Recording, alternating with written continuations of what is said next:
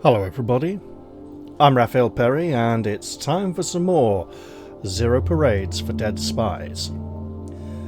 Now, it's been a little while since I played last, so I don't remember all the finer details of everything that happened recently. However, it is early in the morning, we've clearly rested, we have some money, and I believe we want to go back to the market.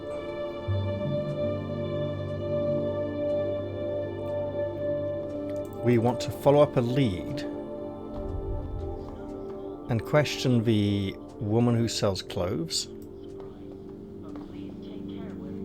about a party many years ago. I'd also like to check if the Rinnatel guy is back at his usual place or if he has moved somewhere. Okay, let's get a little zoom out.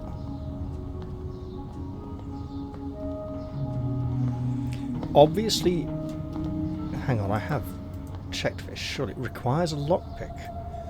Oh, you mean that thing we've still been unable to get our hands on? He's gone. He does not appear to be here.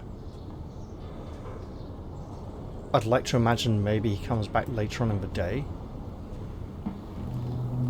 The other thing, of course, is I could have used the telephone to call up Melita. Now, there's pros and cons to this. We do have some sort of association beyond just working together. You know, we say hello, nice to be back in touch, and so on. Not much, but something. Do we want to go in there? Do we? Yes, we do.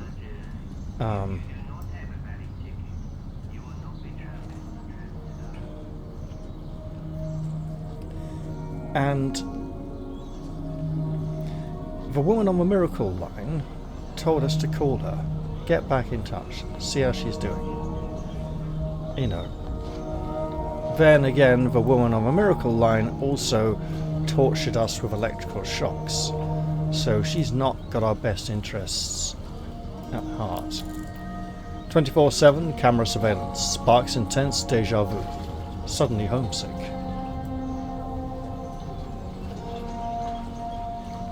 Now then, Carmona, isn't it? The GM who's supposed to be keeping watch over there. Have you seen him? The one who's always scratching. She cranes her neck to look around you. Sounds like a spy, to be honest. Following our line of sight, there's no sign of the Guardian municipal officer, who was loitering there, itching himself earlier. Your nephew. Why are you looking for him? This would be the nephew I've never heard about you looking for at all. Why the hell is this line even here? His mother asked Carmona to keep an eye on him for her. Make sure he's doing his job. Little Maurito. In trouble. Again. She shakes her head sadly. Well, Little Marito is at least 190 centimetres tall and no younger than 32. oh, now I've met him, I think. Deserting his post, leaving all Carmona's goods undefended. What are the teens wearing these days? I need to blend in. Allegiance clothes, Carmona calls them. Whatever has their favorite music on it. Lately, the Violetta girl is winning. Take a look, I have one. She gestures towards the racks. I'm not going to ask her where I can get a gun. I've got a good idea, and I'm going to try and make one anyway. I found Morito. Oh, did they have his hand stuck down his pants somewhere? He's kicking out squatters from the Palace of Culture. They actually got him to do his job. Wonders never cease. Well, he's got me doing it, but I'm not doing a very good job of it. Right, so, were you at the Palace of Culture for a party conference? Sorry, not a party conference in '66? Oh, yes, when that bastardo Nesta ruined the city. Carmona witnesses all the sorrows of Portofino. Survives them too. Evidently. You wore a flower in your hair and sparkly shoes. She'll ask how I know that. Maybe I can get away with saying, oh, someone remembers you. Sure, we'll go with it. It might help prompt her memory. Yes, I remember. Good. Carmuna's eyes close with laughter, and for a moment, you see the young woman from the Palace of Culture more clearly than in any vision. I stole those shoes, you know. Straight from a crate at the docks. We were like a little gang, all the girls. We'd take it in turns to distract the dock workers while the others looked for anything shiny. Well, you certainly were beautiful in your day. Menina, I still am. Of course. Do you remember a man giving you a package at the party conference? Oh, yes. Very handsome. Very suave. It was a gift for Nestor himself, so must have been some official. And the man didn't want to be seen handing it over personally. How do you know that? Well, I saw your ghost. I know the man. Intuition. We'll go with intuition. Better things to do here than to puzzle out your nonsense, Menina. Maybe you could tell me what happened that day. Nestorismo happened. He invited everyone from the dye and silk unions and the superblock just for us to watch him turn his back. Well, she didn't take it badly and get overly suspicious, so maybe I've covered my tracks well there. The superblock came to visit. We were all supposed to listen to some song in Nestor's office. But then the bastardo opened fire on their treaty and threw us all out. Yeah, he'd already listened to it, hadn't he? Do you remember what the song was? No, Menina. Wait. Though I did hear it later. It was a pop song. It's on the tip of my tongue. Really now? No, it's gone. Oh. Without that song, the bomb is purely decorative. Ooh. Really?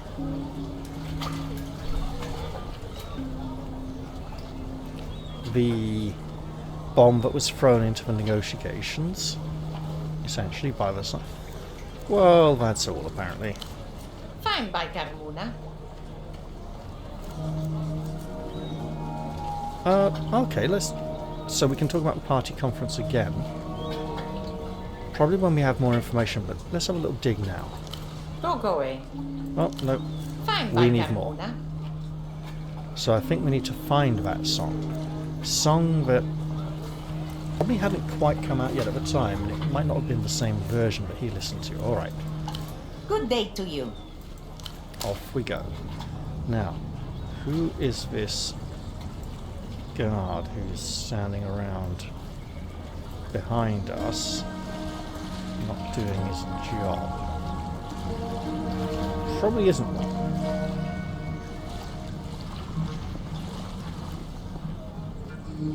We could go speak to the boatman again. Let's see what else we can do. Or who else we can meet. Hello? Come on. He sighs, looking at the dilapidated building with a pleading look. Hello again, Renatel man. Hello. Sorry, I probably look like a picture of misery right now. Oh, don't be like that. I just wish this stupid machine worked from a greater distance. Would make everything a lot easier. Oh, bother. He smacks the device and it lets out an angry beep. Hey, have you got something else to fix here? This time it's one of the arteries. It's on the roof of this old factory building. Problem is, that place scares the hell out of me. Yeah, I know what you mean. The man stands like jelly next to you. The well-greased cogs of your mind yearn for the challenge. You know, I can't watch you suffer any longer. Do you need some help? I have got myself into a bit of a predicament. Yes, I do need some help. You're right. And if I'm going to go in there, I need to get back in touch with a member of my team who was really good at hacking. Ramses, wasn't it? I would just need you to go up to the roof of this building and run a standard check on the artery up there. You mean you have the equipment? Sure, that doesn't sound too bad. Wonderful. You'll need this for starters. He offers you the strange device in his hand. Okay, I'll give it a go. The machine has a real heft to it. It means serious business. The Voskol Auto Negotiator sounds serious enough. Just plug this device into the artery once the diagnostics program prompts you. It should do the rest. Just pay attention to the report it gives you. Alright, but how do I get through the fire door? The auto negotiator hums in your hand. You can practically feel the little magnets spinning inside. I'll be right here if you need anything. The fire door stands between you and the rest of your journey. Unfortunately, someone removed the pelota ball that was wedging it open. Yes, but it was very hard to progress this far in the story without removing that ball. Pray that the technician knows of an alternative way in. There's a... That looks... No, it doesn't quite look like a ladder. Okay. Why did you stop? Is there a problem? The door was wedged open before, but some idiot called me closed it. Oh dear, let me consult my notes. There might be another way inside. Oh yes, please do. Ah, here we go. Oh no. It's so relaxed that... Oh no. Apparently there's a maintenance tunnel around the side. One of us will have to brave it and open the door from the other side. Ah, I'm manifesting high levels of... it. I'll get us in. The technician is clearly flummoxed by your words, but doesn't dare raise any questions.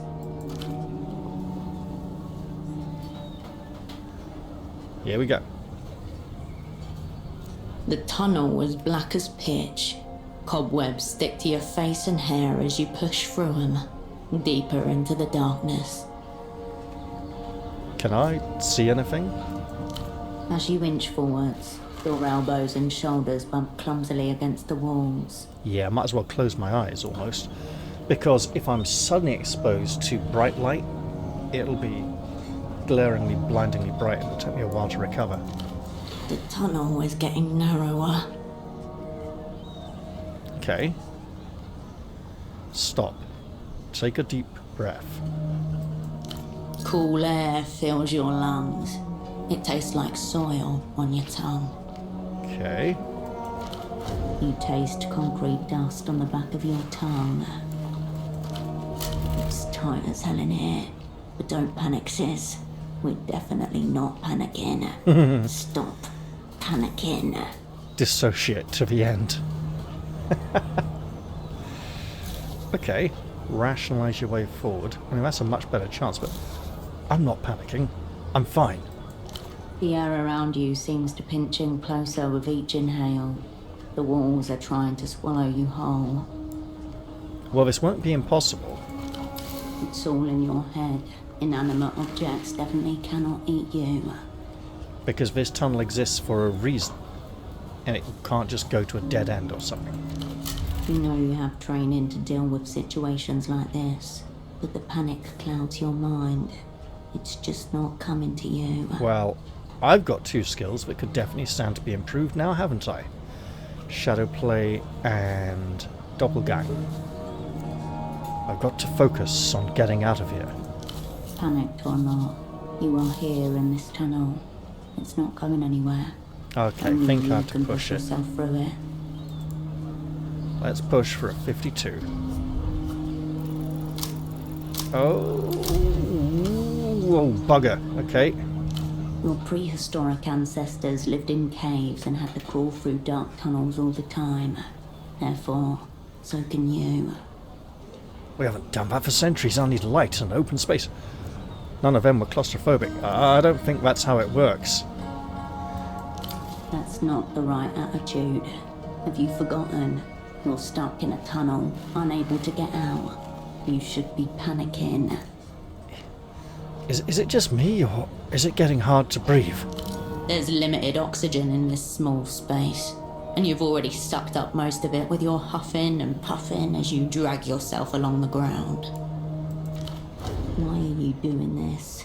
This isn't your role. It's that technician's. Yeah, he's clearly not up to this part of the job.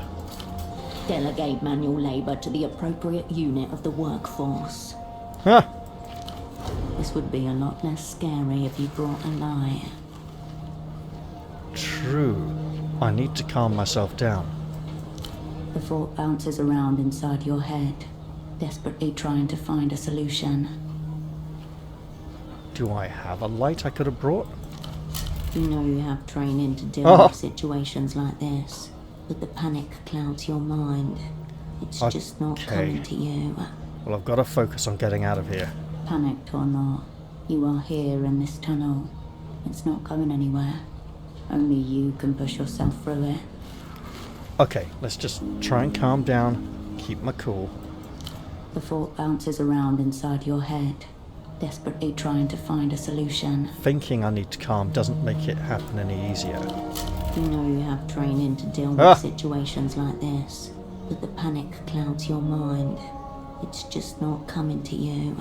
If I back out, can I go back in? Panicked or not, you are here in this tunnel. That's red.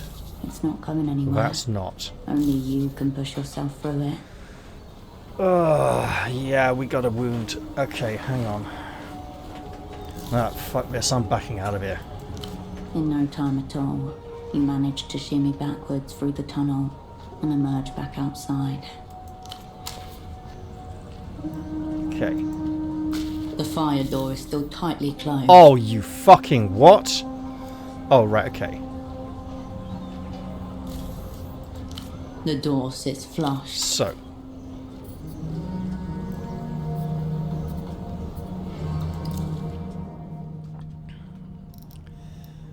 Okay.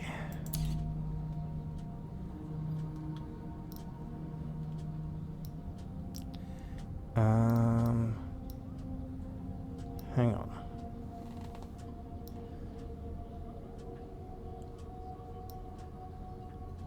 So how the hell? So if it's not here,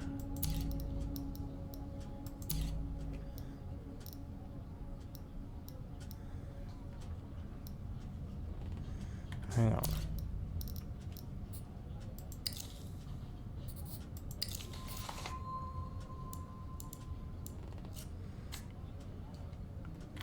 It was thinking, wasn't it? The fire door can is we still go in tightly again? closed. And check it. You Because fall I back honestly... into the tunnel, Okay, grey as matter. far in as Got you it. were in no time at all. Okay. So, first off, no modifiers. But, oh wow, we have nothing to boost it at all. No clothes, yeah, I know. Nothing, so we have nothing to increase it. Okay. And we need 75 more experience points before we can try again. This will go down.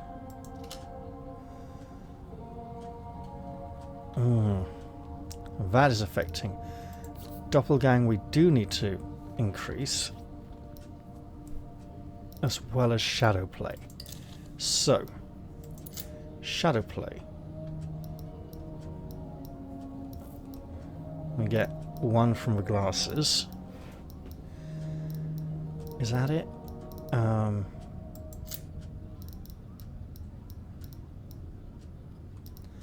Plus one from the trousers, minus one from the shirt.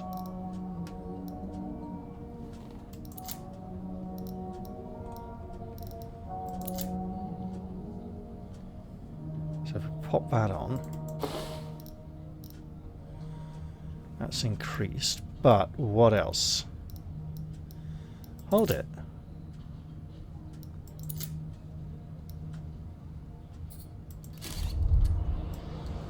So we're going to struggle there, and that's fine. We do have this money to help us complete our mission.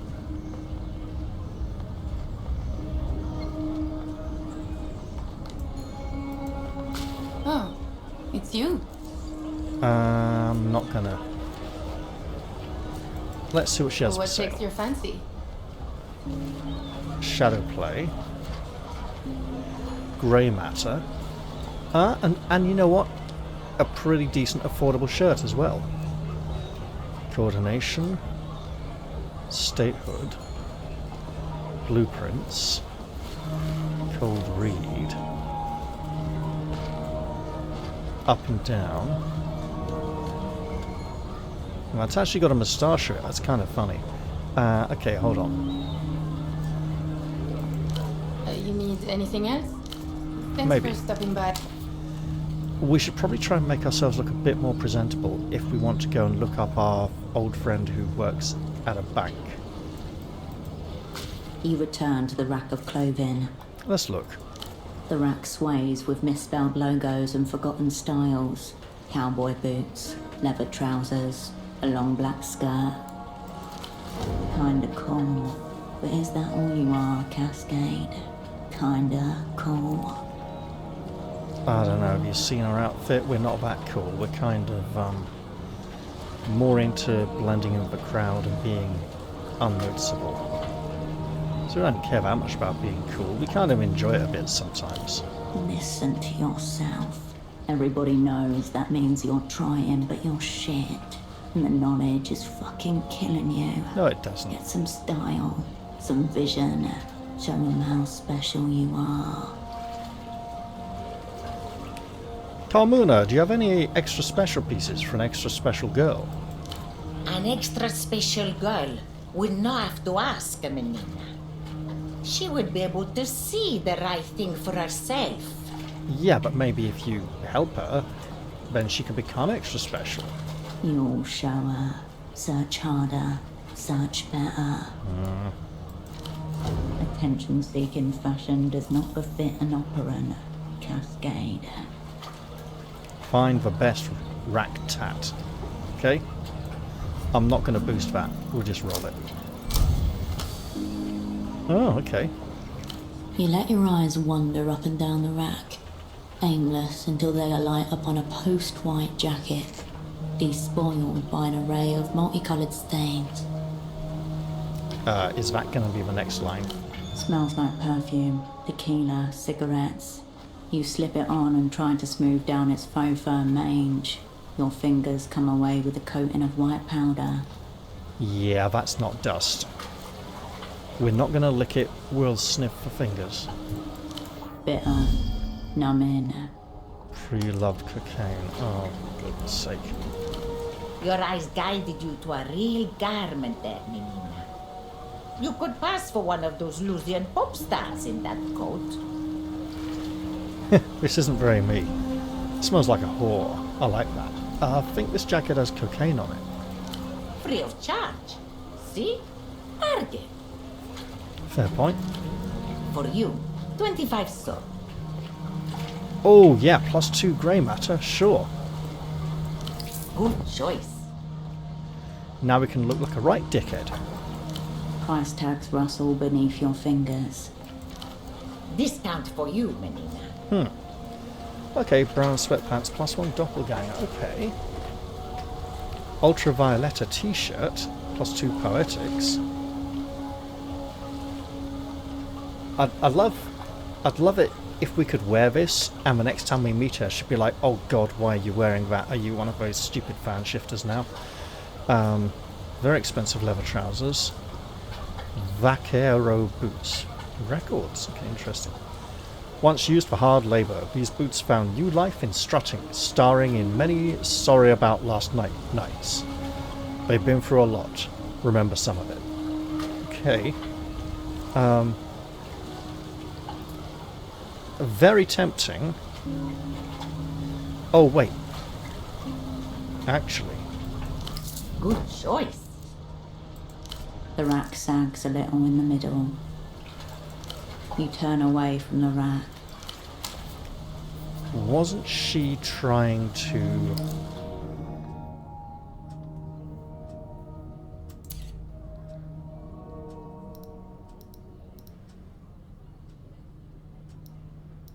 something to do with a song?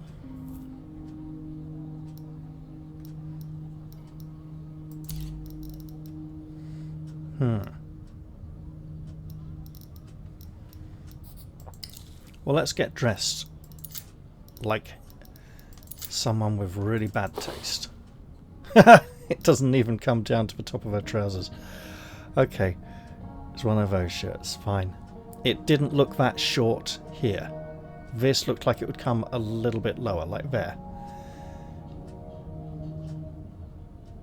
What else did we get? We got the jacket of death and cocaine.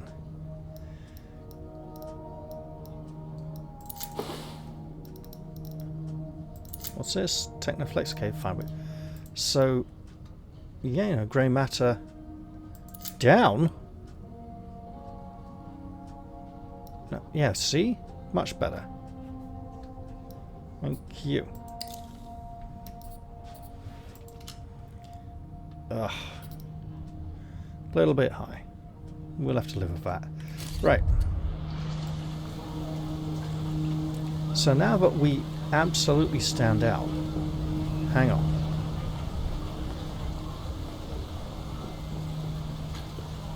If we're trying to dress like a someone who wants to look dressed like a teenager, well, we should probably get this miniskirt back on.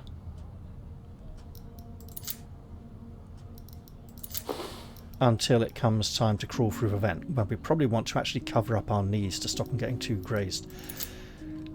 Oh.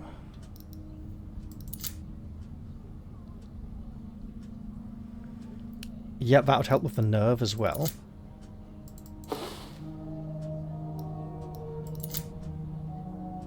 Maybe?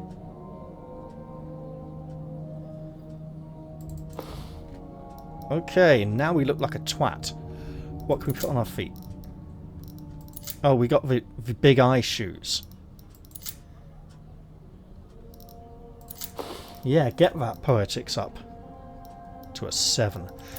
Oh, wait though. Ooh. Now, hang on. These won't be very visible under the jacket, unfortunately.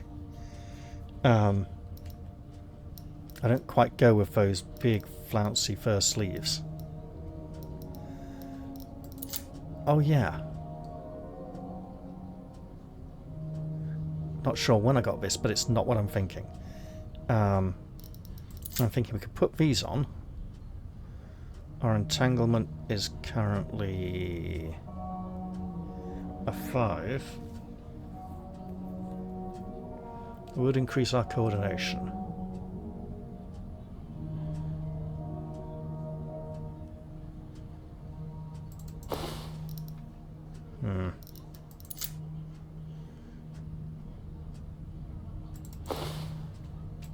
Look, that looks a bit more bizarre trendy, okay? And now we look like an absolute person who should be not going to visit a bank manager.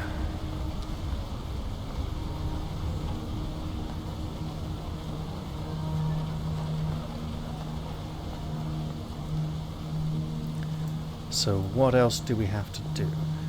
Well, we can get inside here now.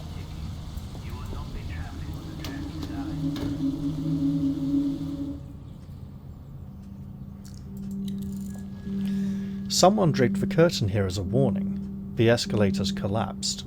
Fair enough.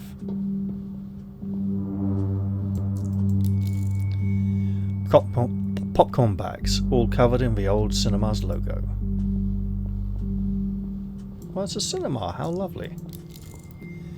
Scribble time. Gang forever. Suck ya, whatever the last bit was. Floorboards coming for your balance. Don't let them take it. A shutter door, freed from its hinges. It didn't make it very far. The sight of innumerable hand jobs, as well as maybe some cushion fucking. There's a cushion. Or a cushion with a hole in it. Mate, I don't know who you are or why I'm even in here, remember, hey. Cinema seats plucked at the root. Ah, someone's taken all the stuffing out of them. Hello. The lanky man flicks a palm-sized toy scooter out of his pocket like a switchblade, performs a miniature double flip, then looks to you for a reaction. He looks like someone who could fix a model train, if we had all the parts.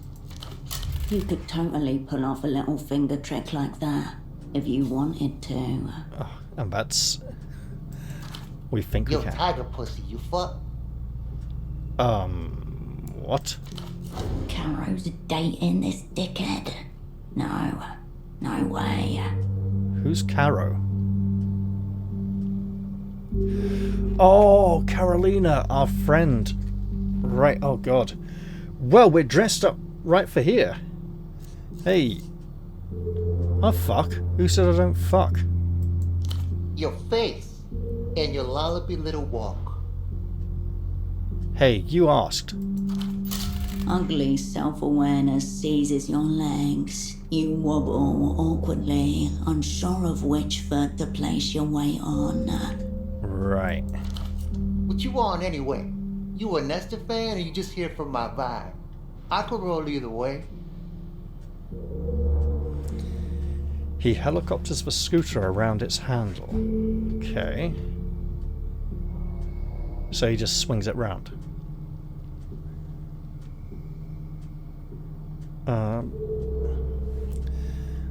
Sorry, who are you? I should probably go for that one. You run a fan club for an exiled former dictator? Why are you in an old cinema? I demand you acknowledge that I fuck. Probably not the right way to go with this. I heard Carolina might be here. Is she around? You must be the boyfriend Dr. Hugo has assiduously avoided acknowledging. Fuck you and your tiny scooter. Where's Carolina? Right. We'll go. Sorry, who are you? Septimus, you're in my place. He gesticulates around the decrepit lobby. One name, no context, as if you're expected to already know him. Why are you in an old cinema? Cause it fucks. This is the center of the fucking pentagram. Chalk on the fingers, portofieros, whole economy in one building. This is the bootleg factory you're trespassing in.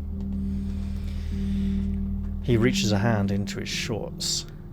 Well, I don't know if you know this, but this coat is white for a reason, and it's not the colour of the fur. I'd like to see a movie.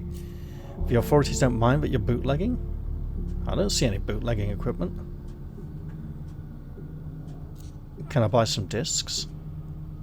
If the authorities don't mind that you're bootlegging? You a fucking cop? Ha! I know you're not. They don't bother with pieces of shit like me. Bootlegging keeps the culture alive, know it. Really? Used to have some rugs and shit when we were still working with the talent. But now, we are what you see. And much fucking better for it. You don't make your own stuff? Just bootleg? Weak. I should call you a replayer. But let's hold off on that for now. That insult's kind of worn itself a bit thin. Still not entirely happy with it. Looks like a dump in here. Which talent did you work with? Everyone, you clown. Pearl, Saber, Wapo, Megavoid. Lining up for me to direct their viz. Everybody wanted it. And now you're not doing it. Musicians, electronic artists, Right. the sort of people making heavy 9-minute epics with a target audience of mind-altered 20-somethings. What do you need to direct a music video like that? Or know how that feels? People needing your art? Too heavy, man. Yeah, what do you need to direct a music video like that? The vibe, obviously. Gotta find the right people, right drugs. Not all titties bounce the same. And you know that if you fucked. You're back on that line of insulting, are you?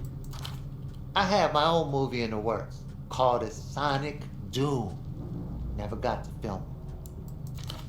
I couldn't find a lead actress, one who could actually inhabit the topless scenes. This one girl, Haley, would have been good, but I accidentally gave her an eating disorder.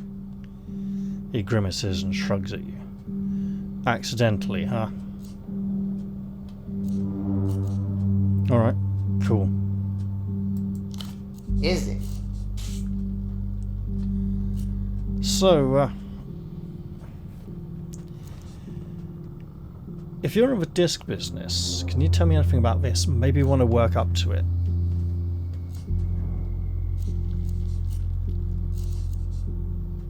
You run a fan club for an exiled former dictator? Obviously not. Everyone fucking detests the old man. You for real? He lowers his sunglasses to stare at you incredulously. Well, you said it, man. You asked if I was a fan. Something about him has relaxed at this information. A performance partly abandoned. So now he's not pretending. I'm his youngest son. The last one out, numero 7. Portofiero's most hated toddler. You didn't know? How does one become most hated toddler? Look, I'm from out of town. Local politics are beyond me. You really don't look like you work for the government. Well, he probably doesn't. Why do people hate you? He's not a toddler anymore. You seem like a nice people guy to meet. No, he doesn't. How does one become most hated toddler? Well, obviously his lineage. You know that poster you used to see all over the place with Nestor holding the baby? That's me. I'm the baby. Right. An infamous image from Nestor's 64 campaign. The dictator holding a baby with his own face superimposed over the infant's, moustache and all. Soy Nestor. I know the poster. The baby's got a moustache. Yeah, 'cause they pasted Dad's face over mine. Clever photo manipulation. Soy Nestor. He strikes a pose, mimicking the infant. Isn't Nestor like 110? He would have been at least 60 when you were born. Which should make this guy about 50. Okay. That doesn't prove anything. You could be a hired stunt baby. Maybe you were too hideous for campaign posters. No, isn't Nestor like 110? You would have been at least 60 when you were born. Mega ancient, yeah. The swimmers are strong. Most likely I live forever. He nods solemnly. He assumes he won't make it past 40. Well.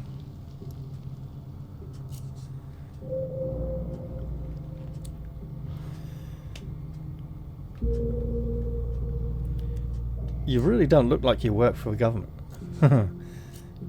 Why do people hate you? Low. It's fucking wild, man. People come here just to tell me that Dad ordered their grandmother's execution, and they still haven't found the body yet. As if that's my fault.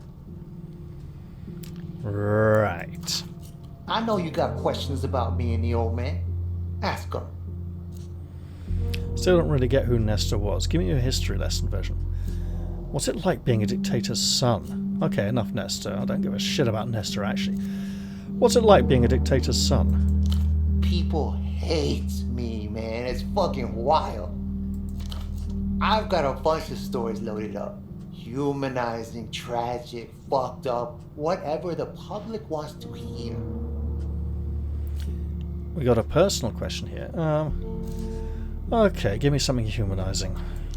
When I told the old man I wanted to make movies, he bought the best home camera on the market. Appointed me his Minister of Internal Telecommunications.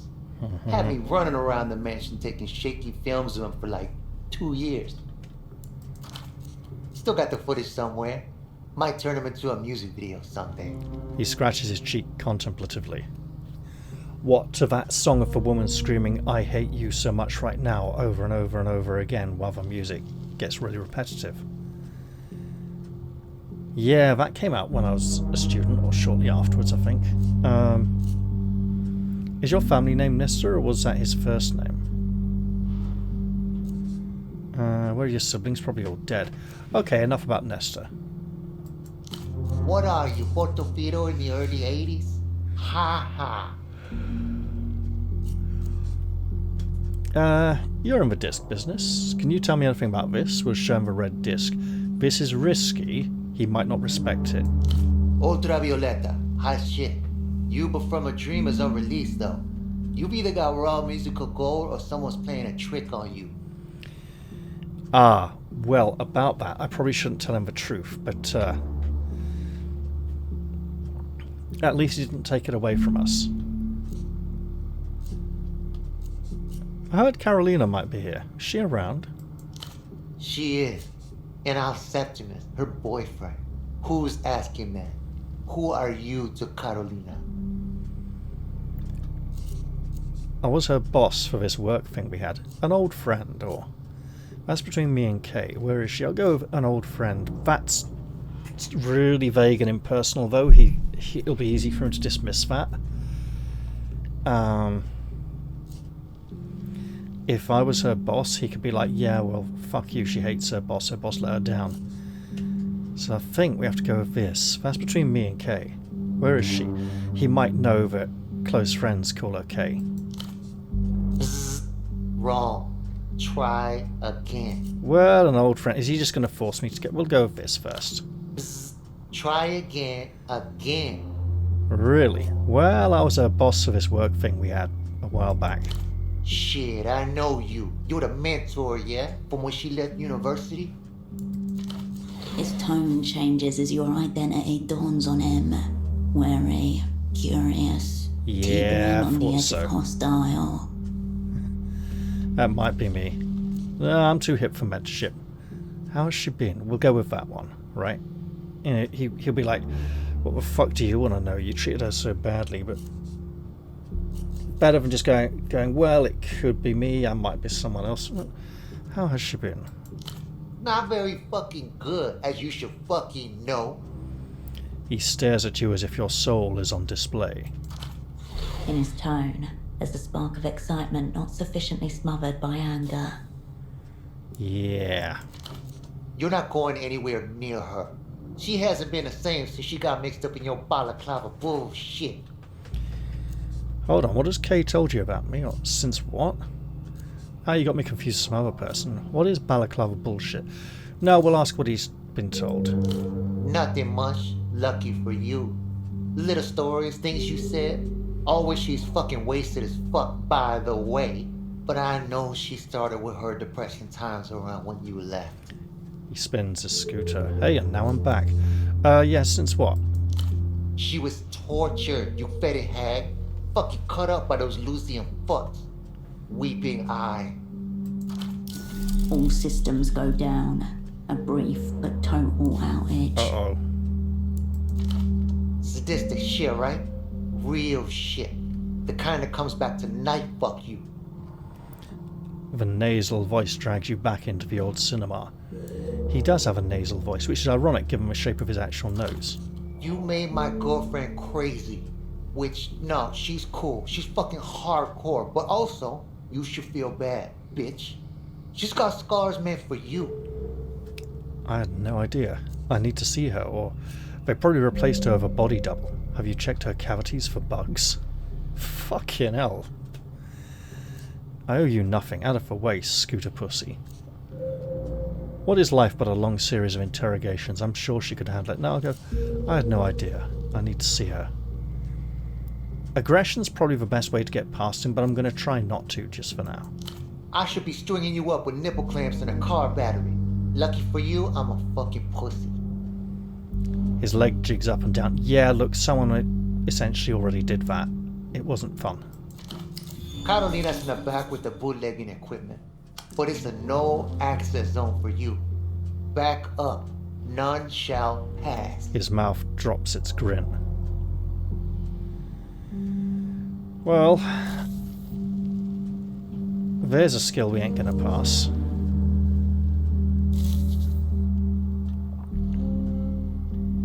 So, Carolina is part of your bootlegging business. You got severely limited vision. This bootlegging shit, rank as it may be, this is strictly phase 1. Psycho market research and capital formation. Oh, really? Translation. They have no ideas and no money. Okay, I'll bite. Wait, and this has got something to do with Kay? She's fucking masterminding it. She's like the heart brain glue that holds it all together.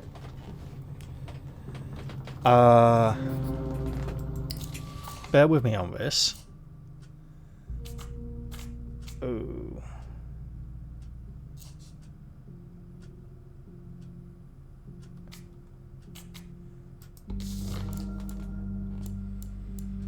She's for one to give us a different point of view, right? Yep, he certainly is stopping us. Okay. And how are we doing for experience? 40? Okay, we got 5 whole points. That's good. Oh yeah. So you must know Tempo del Sur. That's an interesting. Do you ever worry about getting on the wrong radar for this stuff? Masterminds? How?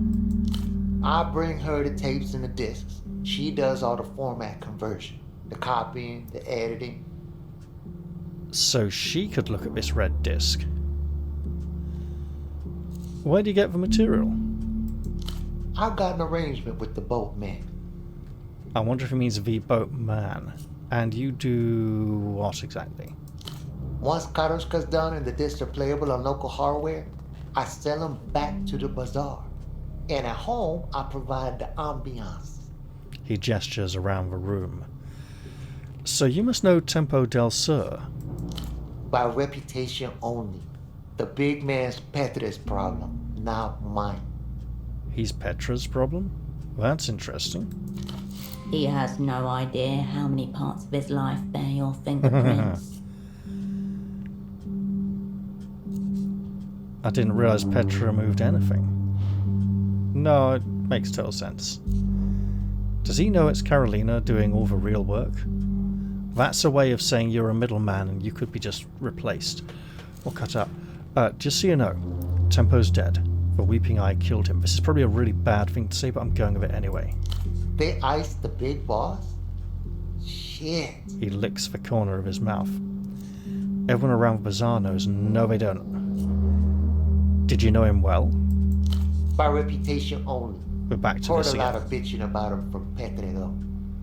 I didn't realize Petra moved anything. And you know what? That really hurts his hatred of the replayers. Makes him a massive hypocrite. Either he's covering, masking what he's really up to, or it's got to really hurt that he does this. Nah, he's too fond of the taste of his own ass. But he's not a bad guy. Do you ever worry about getting on the wrong radar for this stuff? Like, what radar? Well, Emter for one, but sure, we'll go with them. Oh, the big bad culture blockade or whatever? Get out of here with that pussy shit. Oh, there's the Weeping Eye as well, but Carabineros, GMs, whoever. They get absolutely sopping wet for this shit. Just like anyone else. see, he seems to be softening up here, but I'm not sure it's going to help much. Let's ask about the what Weeping radar? Eye. Nah, you see, I stay away from balaclava bullshit, so the Lusians keep off me. This is basic business stuff. He rubs his nose violently. You're a key part of the Lusian economic engine. You're a market maker, Septimus. If this were the People's Republic, you'd be in a labor camp already. You're a tool of their cultural victory strategy. You're basically a techno-fascist yourself. Sure. Know it. Everyone wants this shit. Supply and demands a more powerful persuader than any secret policeman and a set of nipple screws.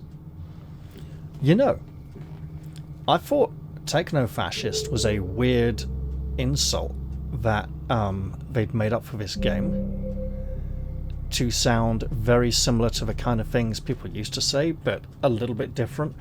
And then I literally heard it in an episode of Only Fools and Horses the other day, and I was like, oh wait, actually, people used to say this back in the 80s, no idea what it means, but hey. And demand is high. Higher than it's ever been. Alright, enough about your cultural ambitions. Alright. I want to know about stage 2. You got severely Translation. They have original features, you obvious bitch. Septimismo Productions. Skrrrt. He trills his tongue as he grinds the miniature skateboard along his elbow. Gonna rehab the fuck out of this place too. Turn it into a proper studio. Gonna have producers and groupies and monks and shit lurking about all hours. Really now? Then comes phase 3, youth movements, an actual 24/7 party scene. Streetwear labels, good blow. A reflexive snort. I'm going to quick recording check. All good. This sounds incredibly ambitious, majorly stupid. I don't even know where to begin. What? And Carolina's on board with this plan, is she? She's fucking masterminding it. She's like the heart brain glue that holds it all together. Right. Alright. Well, I have things that can affect this skill.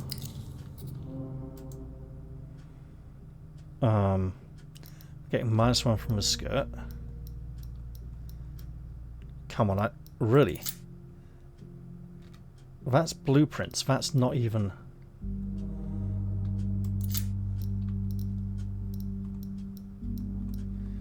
Okay, let's see. Okay, trousers, yeah.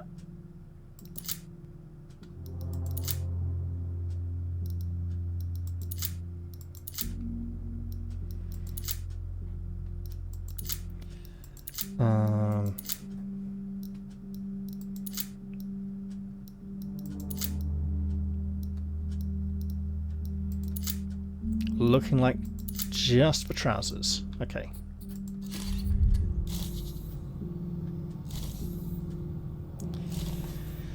Why don't you let me see Carolina? I can help.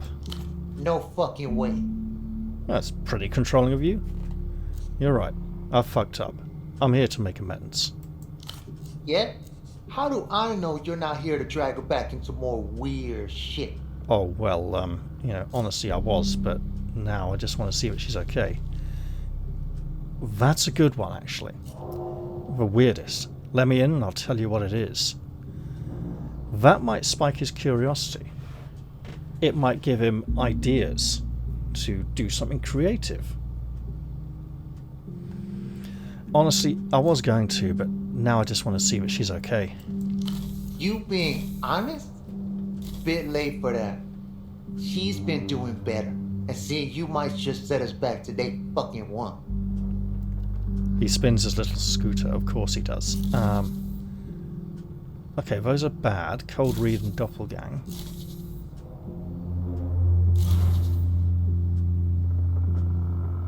Okay, look, I'll be back. I'm sure you will. Buzzing around like the shit fly you are. Yeah, we'll see about that.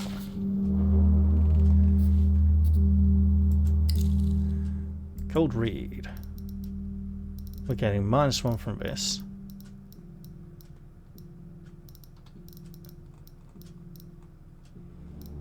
And obviously this skill, we can change our trousers.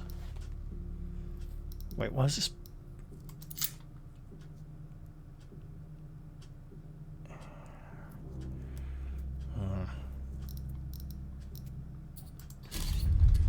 Well, he's not going to let us in, so why don't we head out, come back later on.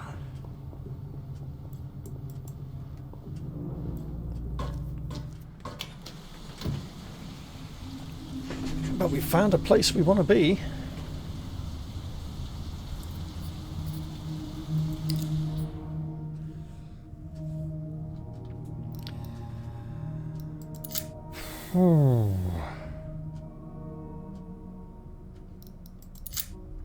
Oh well.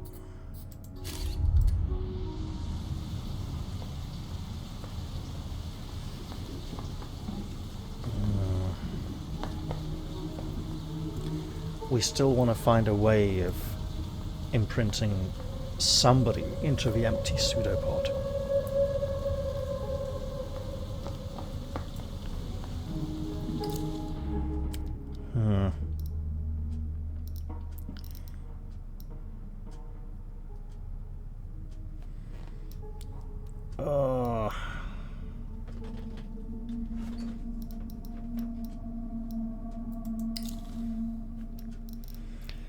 So, grey matter. Yeah, would be good. Are we going to get 60 experience points easily? No.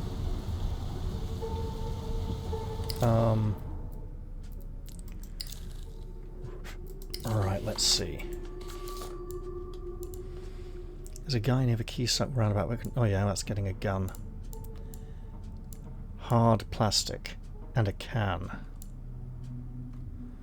Okay. Oh!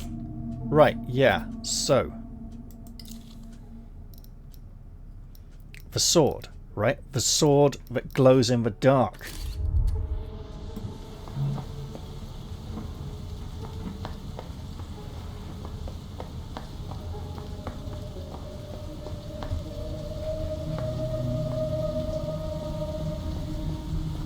But we're also supposed to be able to collect all these cups.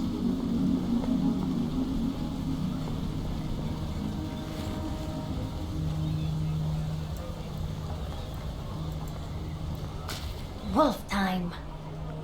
The boy glances at you, then turns to the TV, the sword on his belt flashing. Look at those lights. Evenly diffused, impeccable alternating pattern. That thing's not a bootleg. What do you think of my fur coat? Could I be a wolf?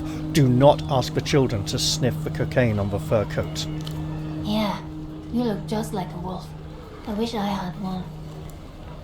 Or give them the fur coat covered in cocaine. You look like a wolf killer.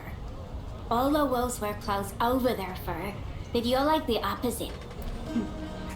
At least it's pretty. She wrinkles her nose. Would you be willing to part with that sword? My sword? But it's my sword. I need it. I get that. Let's be logical. Whoever needs it more, you, obviously, should have it. What do you need a sword for? For fighting angels and other monsters? They're big. Ah, angels are low tier. I need that sword to defeat techno-fascists. Angels are the biggest threat to mankind, and wolves. You can get another sword. I mean, it's literally trying to make them hate things that are good and pure. Our aunt got it for him for his birthday. He can't just give it to you. If you want it, then it has to be fair. With honor. Alright, I'm listening. When Dreadwolf met with the legendary Smith Kuro of the Grey Fang tribe, Dreadwolf didn't have coin. So she traded her Eventide pendant that she had since she was a pup, so Kuro would make her a dagger. The Phantasmal Stiletto. It's so sick. He nods. So you have to offer something big, or else it's not fair and he keeps the sword. Ooh! Weave a tale worthy of the sword, so I don't have to give him the cup. But hey, this might give me a bonus on the test. I found a strange cup. I think it's from the Wolf Show. Whoa, I've never seen one up close. You're lucky. The boy visibly shakes with excitement. Historically, you're closer to the opposite.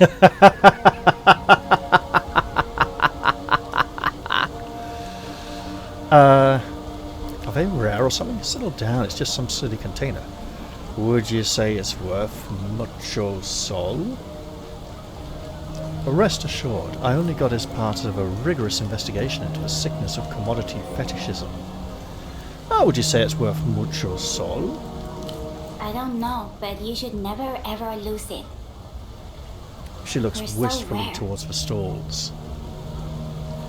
Tell me more about these cups. How many of them are there? 66. You know, like the wolves. He narrows his eyes. Oh, yes, of course. Surely not. That must be a marketing ploy or something. Wow, you kids really fell for it.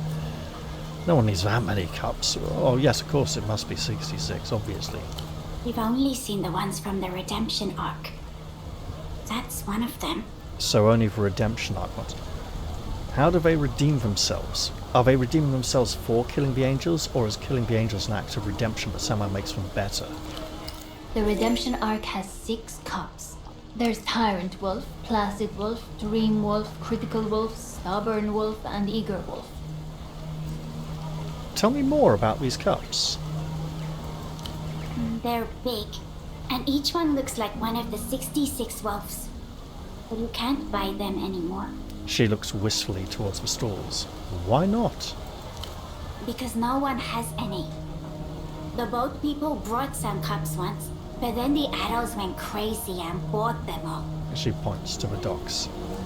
What about bootleg cups? Can't you get those instead? And they'll be like, oh, those aren't real. Or no one tries animals. Tragic. A central planning committee tasked with cup allocation would have solved this. I asked the boat lady when she would get more, and she said they're really hard to get, even in La Luz. Well, of course they are. It's a false scarcity to drive up the price. We're wearing headphones. Oh, that's not us. We're not wearing headphones. That's someone else.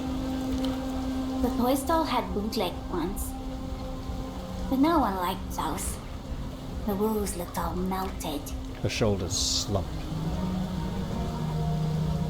Yeah, that's because they cut costs and made low quality stuff, not necessarily because they lacked skill. Just trying. Eager to know about this one. I'm eager to know about this one, or are you eager to know about this one? Is there anything special about these cups? Special? What do you mean? Oh no, this is actually interesting. Do they boost your physical performance? No. Can they enhance your brain power? No. Do they make you more likable? I don't think so. But heal the pain inside? Probably not. So what do they do? You can drink from them. There's a straw. She mimics holding a cup. And they look like wolves. Right, well I'm eager to know about this one. We'll show them the Eager Wolf's cup.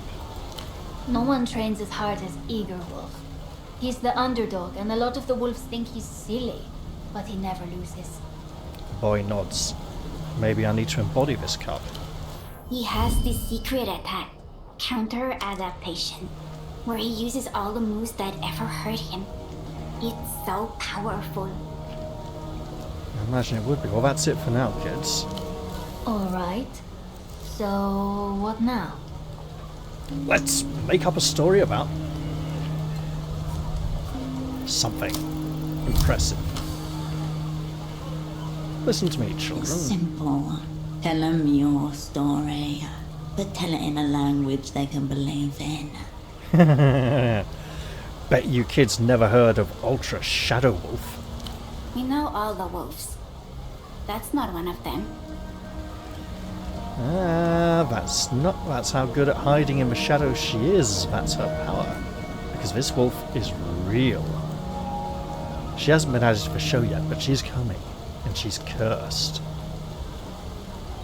Sure. What's the curse? She has ghosts in her heart, but she's been trying to free them for a long time. Okay, that's... They can imagine all the ghosts coming out, swirling around, attacking angels. Demons barred her from the Great Archive. She can never know the truth. She can't die until she's paid back everyone who ever betrayed her. As in revenge, not as in business deals. She knows too much about the universe and can't find her place in it. Her curse is communism.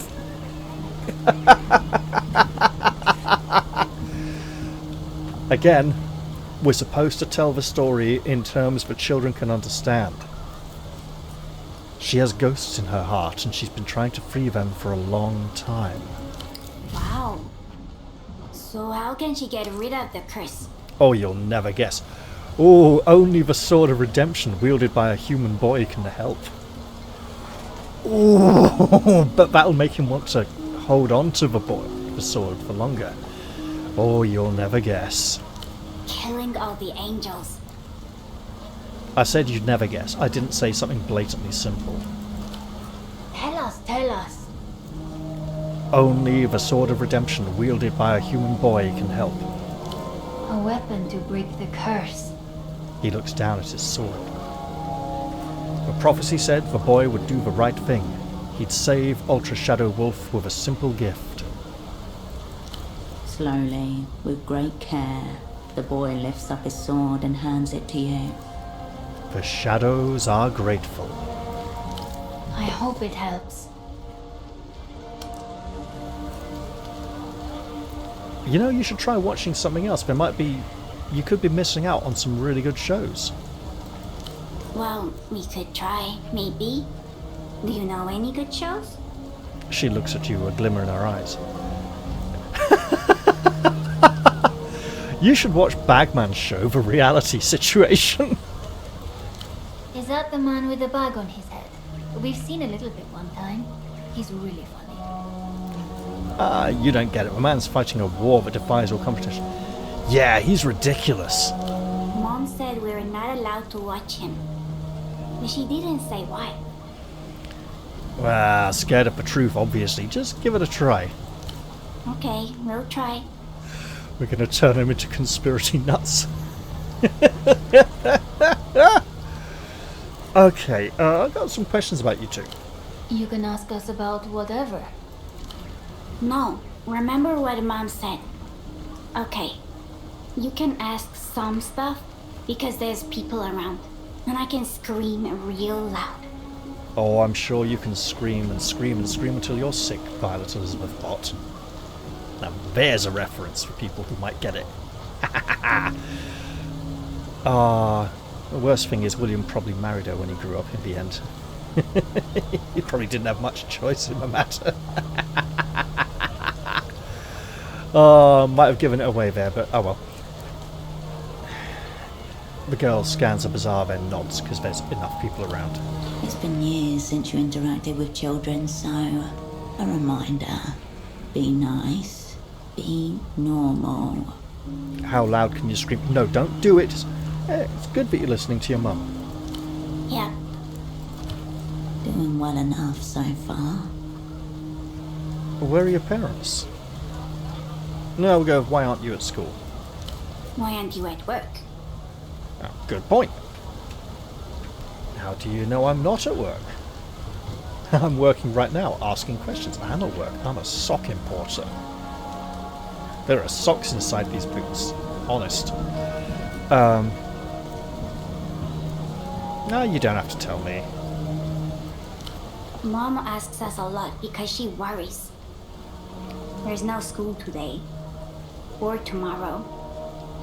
She frowns. Well, how come? That's how it is now. We have 2 weeks of school, and then 2 weeks of nothing. Ooh, that's off. That's odd. Portofiero's rampant privatisation has hit its public infrastructures too. All the teachers off doing, what's it, moonshining? Or doing extra moonlighting, doing extra jobs that pay more? Antonio's mom said it's because foreign politicians. He's my friend. He lives on another houseboat. His nose wrinkles and thought, oh, so you live on a houseboat, do you? As in, he lives on another houseboat, not the one you live on. Foreignness is a bourgeois construct. Capital's the true monster here. They're kids. These are the sort of ideas for adults to discuss, not the sort to put into children's minds when they don't have the sort of critical thinking powers to go, what the fuck are you talking about? And then, after they've had it explained to them, decide if they agree with you or not. Because they're totally fine to disagree. Typical primitive thinking from those who fear a harder, fully accelerated society. No, fuck off. These are both terrible. A houseboat. Well, that's nice. We'll pretend we didn't hear the other part. No school for 2 more weeks. Yay.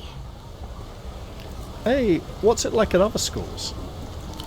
Antonio's school doesn't open anymore. He's so lucky. I wish ours was like that. Sounds like it might be in a few months' time. Don't say that. Mom said we might go to the one in the sunset, but she doesn't seem sure. Her lips press into a colourless line in the sunset, eh? Why does that sound like gas camps for Jews? A bourgeois district in the northern parts of Portofino. How long has it been like this? They can be like really, really long. They won't have a number. Since 2 years. Oh. I remember, because I helped Arla with the alphabet. A small frown creeps in. She had to think hard to remember that. Shut up. I knew the letters already. But it was only 1 day a week at first.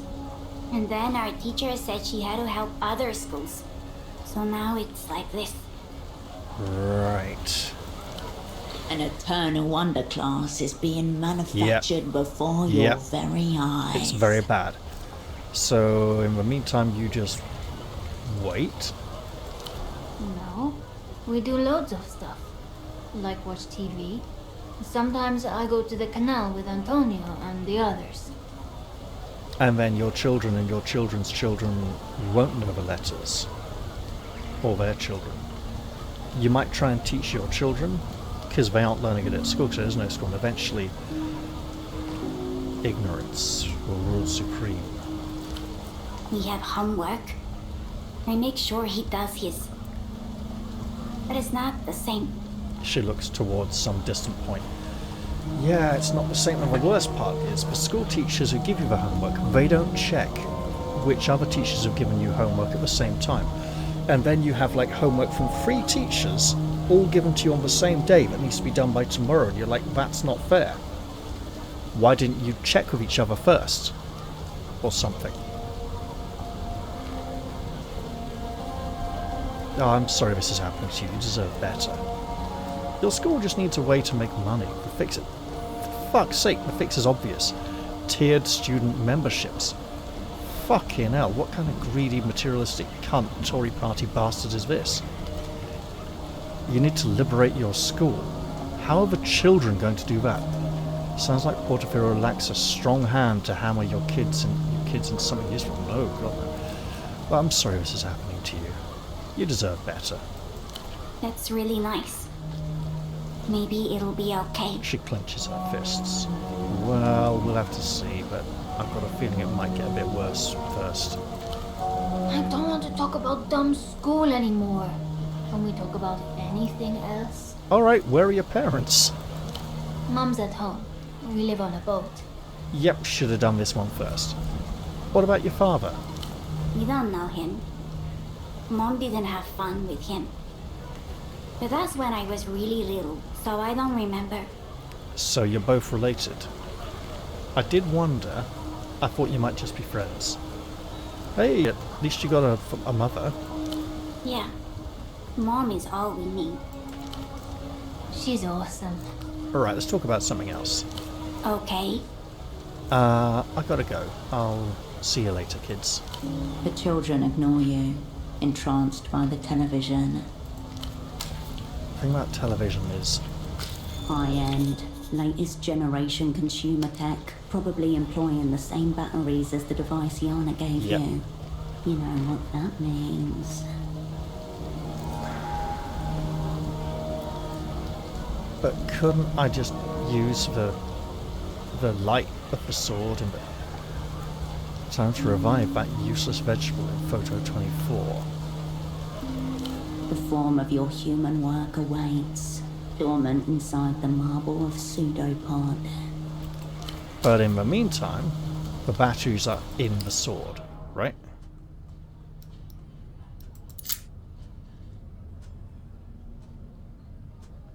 A plastic sword for simulated ultra-violence. Straight from the 66 Wolves franchise of banned Lusian TV. It's banned. And yet it's constantly being broadcast on the television here. That is intriguing, isn't it? So they've... It's not like contraband, it's like they just haven't got the most up-to-date stuff yet. AWT9, what is this? Apology World Tour 96. Okay, fair enough. when hurting people physically. We might need to do that. The unrealized loss. I think Jar of Faces is very nice, but I think for now we really do need to be upping some of our skills. Procuring theatre. Yeah, that's going to take a while. Oh, and the sword's made of plastic, isn't it? Is it hard plastic?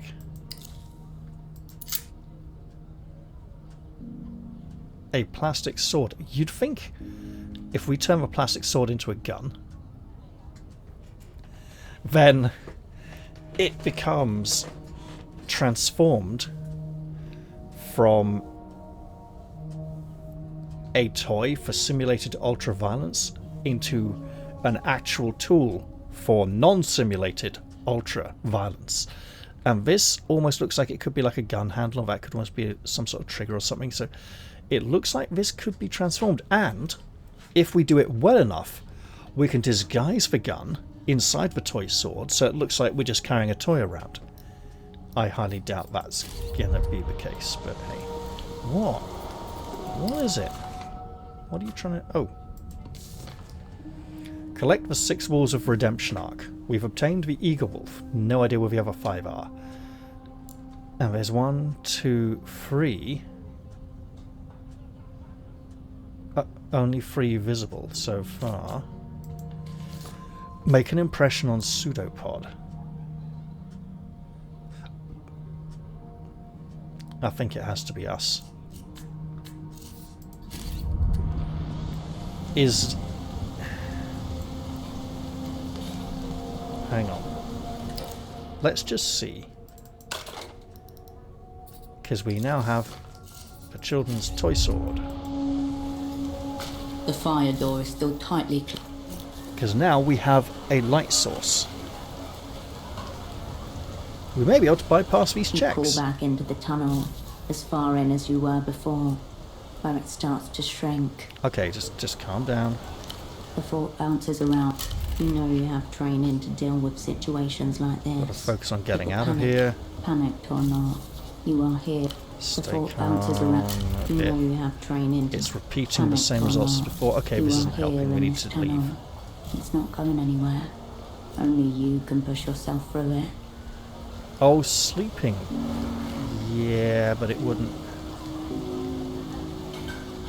It was a good chance as well. In no time at all. And we could...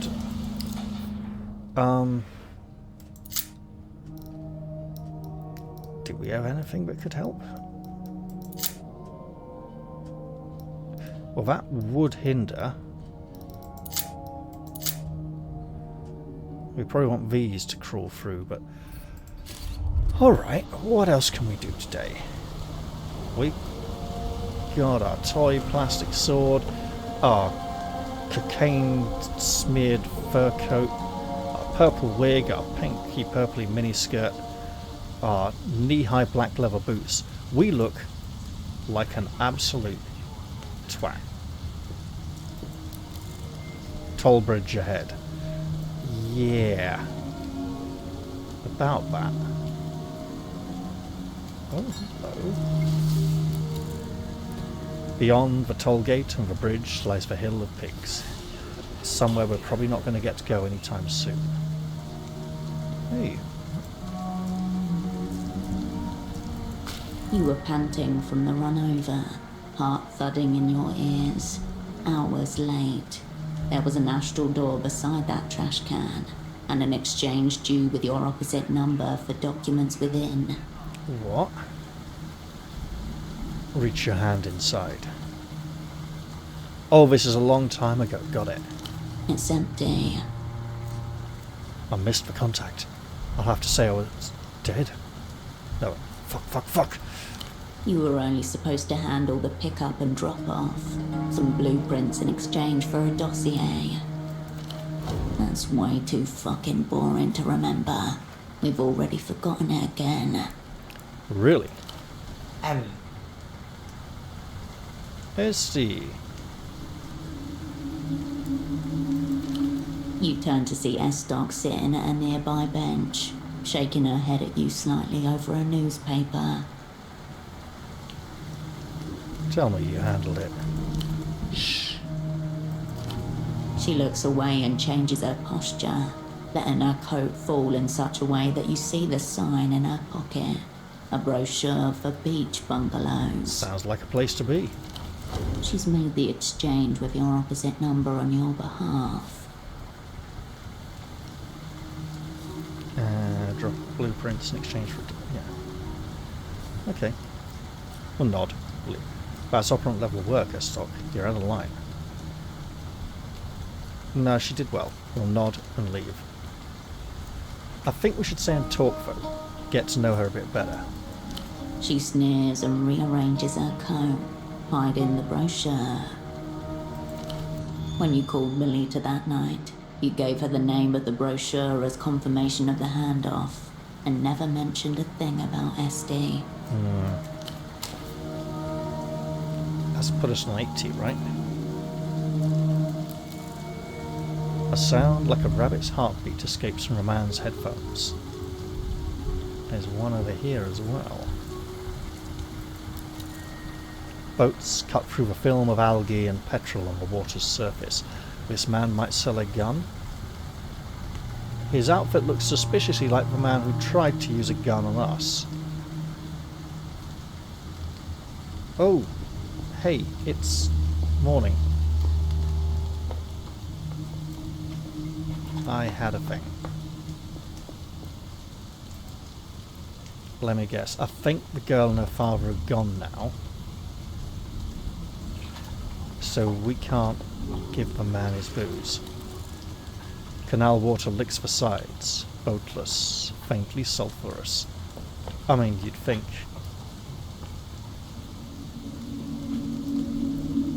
Well, it is what it is. This clearly isn't a perfect playthrough, but it's a first playthrough and it's a blind playthrough, so I'm having fun anyway. Which means, do I want to go and see a bank manager dressed like this? And she'll be like, well, old friend, I know you've been out of touch, but you look like you're really fucked up at the moment. Is that... do you smell like cocaine? You'll be like, yeah, man, we got like this like cool sword and glasses and everything. You should totally talk to us, dude. And she might suddenly pretend she never knew us and be like, who is this person? Now, we messed up there and failed a quest in a somewhat amusing way that led us think we succeeded. Right, now, hang on.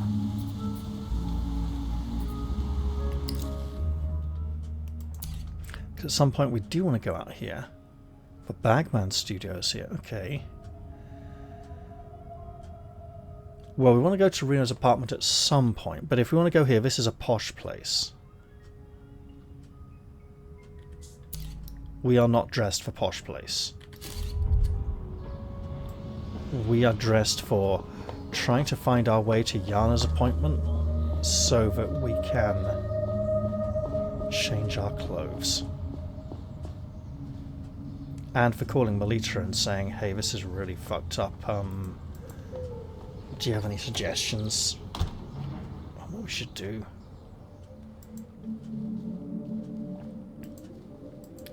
Okay, well, let's go see her dressed like this. Even with the plastic sword.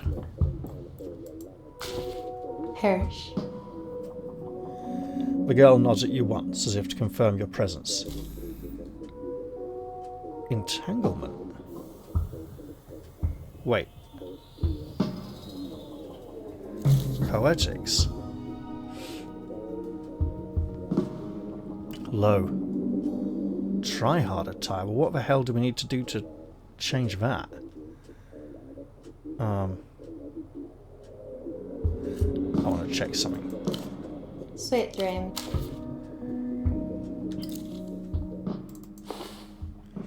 Let's change the shirt.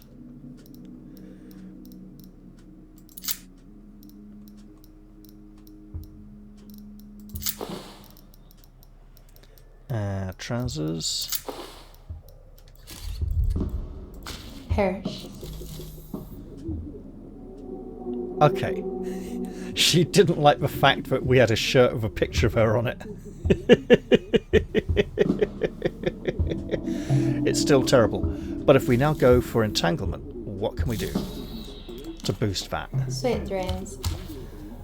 Apart from the fact we literally just changed our clothes in front of her. Remember, Hirsch, no weird shit around. Later, Hirsch. I mean, we could tell her she's not very moon glow. She's more moon glow than any of those other twats. But it seems like the only conversation option we haven't explored yet. So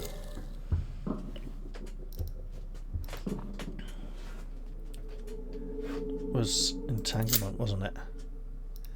Okay, so we want to change our shoes.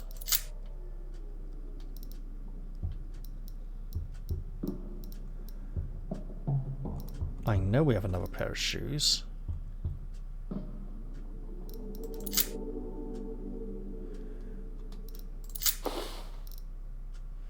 So entanglement at a 5.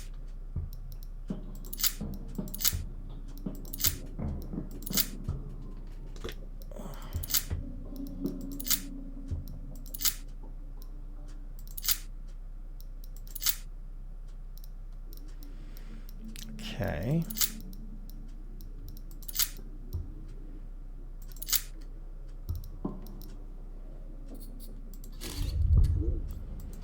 And I think Hersh. we'll give it a try. Oh, for fuck's sake. Artists will go to almost any lengths to protect their reputation. Song's a bust, and she knows it. Hey, we rolled bad. It happens. Look, V, it kind of sounds like this song was just pretty bad. What? The song was good, Hersh. Believe me. Okay, this big production you got staged, you can just let it go. The song was bad. It's okay. No one was 100% hit. I am. I'm 200% hit. Move on. Ooh. I could have The sworn girl that was a turns white her check. head It from is. you and focuses intently on her keyboard. Okay, we can get that by resting. Sweet dreams, Hersh. Yeah, we totally fluffed that.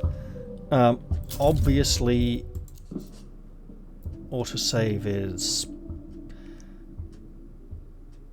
Looks like I'd say that's just after failing this check, actually.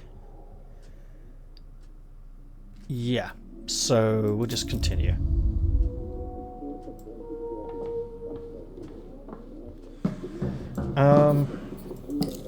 Let's make ourselves a bit more presentable for a business interview. So... probably not this. Okay. What else have we got? Probably not the fairy lights. Oh man! Could we use those to crawl through it? Probably not. They'd probably snag and rip and then they'd all go out because the cord would be broken. Right. Personalism. Why do I keep reading that as professionalism? Statehood is... okay, it'll do, you know. Oh, more personalism. Alright. Oh, that's very see-through. Not quite what I had in mind, but okay.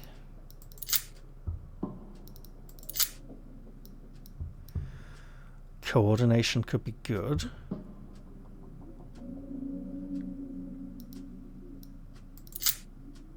That's 2 diff.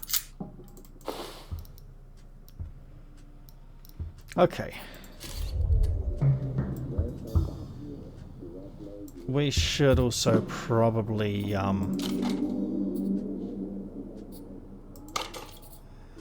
not go in there with a shiny glowing plastic sword that has lights and makes noises.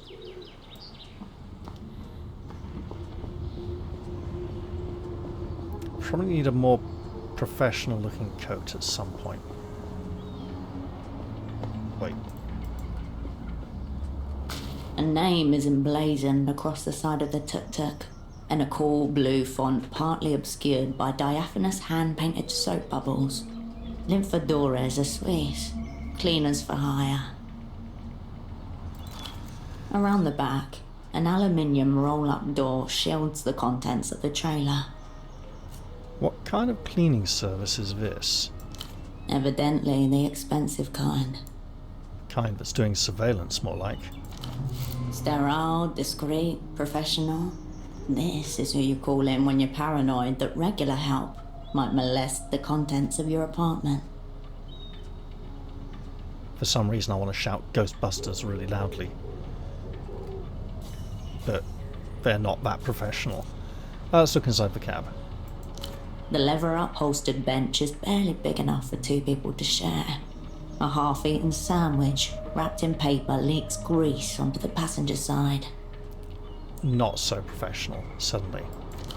The window is rolled down, just a crack. What kind of lunch are we talking about here? You can see the contents nestled between two flattened plantains. Fried shrimp covered in melted cheese. Oh, plantains instead of bread. Interesting. Elder Lord of Venus, extremely popular at pelota matches, and the main cause of Portofero's looming epidemic of atherosclerosis. And we've got the pelota ball and hat, haven't we? No one abandons a sandwich like that for long. Anything else of note? Someone has jammed a half-empty spray bottle of disinfectant and a damp rag into the shallow well on the dashboard. And there's a parking permit for 422 Calle Espinas taped to the inner windshield. Yeah, they're probably going to use those on the seat before sitting back down on it again. The only other touch of the personal is a copper medallion hanging from the rearview mirror. What sort of medallion? The cheap metal was oxidized, a green patina on an embossed 8-pointed star. Some astrological thing. Who can keep track of it all? We're failing so many skill checks today. Ah, well. The cleaners, wherever they are, have left little trace of themselves or their equipment inside of the vehicle. Let's examine the trailer. The roll-up door is bowed in, half crushed. The aluminium edges are misaligned, leaving an awkward gap that's desperately bridged by a worn padlock. This tuk-tuk has recently suffered a rear-end collision. Oh, wasn't there a coin permanently jammed in the miracle phone line? That padlock is under sustained physical pressure. Its collapse is not far. I have no reason to break into this place. Simple and plain. The tuk-tuk remains in its place. Wait, could the medallion be used as a coin? So I have this sneaky idea. Drunk enough that if the building collapses he won't care. Because he'll probably be dead. I should visit the clothing store and see if I can purchase something suitable for visiting a bank manager. Thunder rumbles in the Portoferro skies. We have seen flashes of lightning and spells of rain. Portoferro, get ready. Back again, are we? Yeah.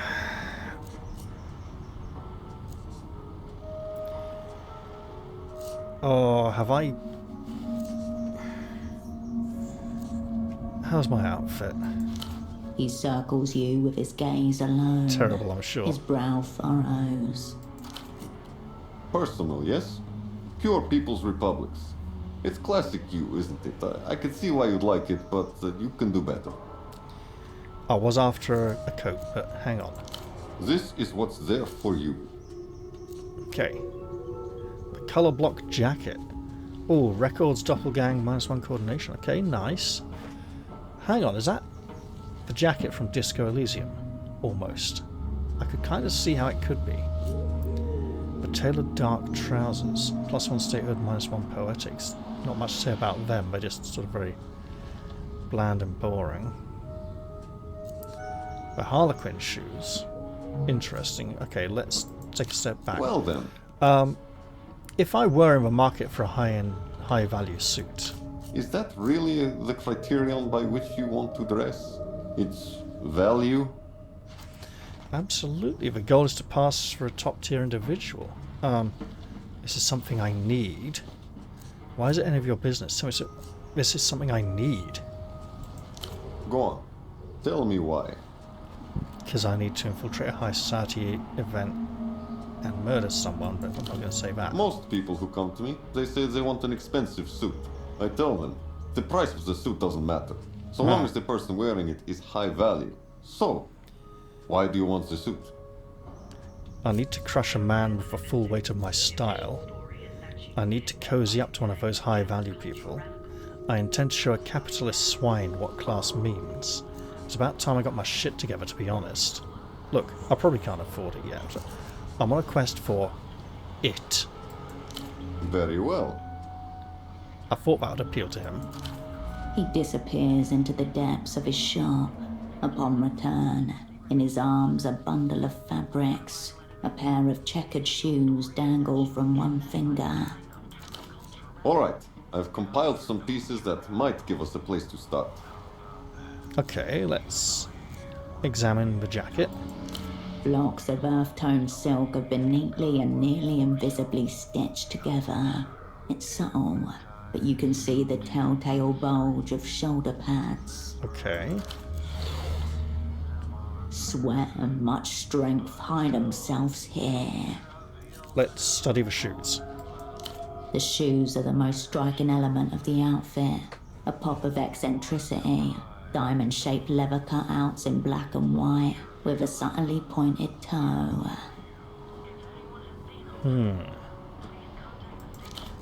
They say, I'm corporate, but still hip. We'll consider the trousers. The trousers are tailored in a loose fit style. These are obviously all way out of our price range at the moment.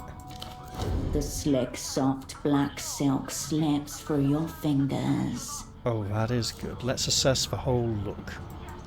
There's no doubt about it. This is a power suit. You can't picture yourself wearing this. You're not even sure an imaginary woman could pull this look off. If this style was enter, you'll just have to make the best of it. I can't afford that suit at the moment. Turn your head to the left. It's not a question. We'll do it. Perhaps you really could fit in with the high-value class. You have the structure for it. Okay. I mean, she does have that sort of, was it aquiline features, I believe it's called? That looks sort of aristocratic. Inherited from your mother. The only decent thing she ever actually gave you. Yes, they're my bones. All mine. Nobody else has had them. It's genetic. For the record, I don't want to fit in with them. I've been told I'm pleasingly angular. It's genetic. We'll let him decide if it's pleasing. My regards to your parents. There's a certain way that those people carry themselves. It's the way I want everyone to look in my clothes. Effortless, free and easy, under no pressure at all. If you want a suit for less money, you must embody this.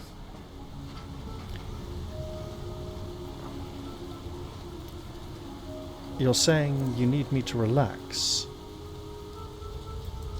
It's beyond relaxation. It's tranquility, serenity. The ultimate representation of a consummate professional on the go. It's... He searches for the word. cool. Okay, so we need to work on that. But aren't they under a tremendous amount of pressure? That's what makes it so cool. Yes, you understand. Well, that should be easy enough. You'll need to prepare. It may take some time. The body needs to recover. Yeah, no kidding.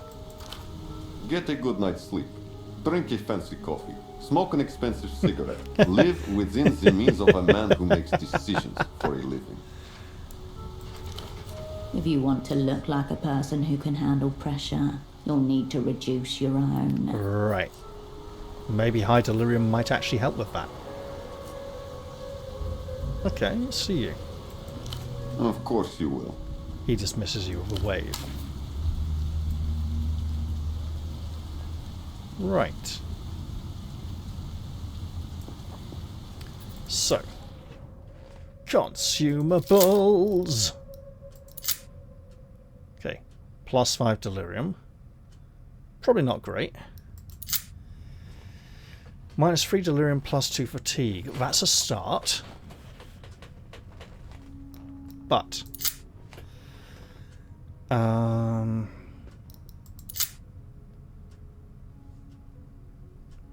okay, better quality, I think. Probably don't drink coffee out of a can. But we may need to do this after we sleep. Let's do this now. Okay.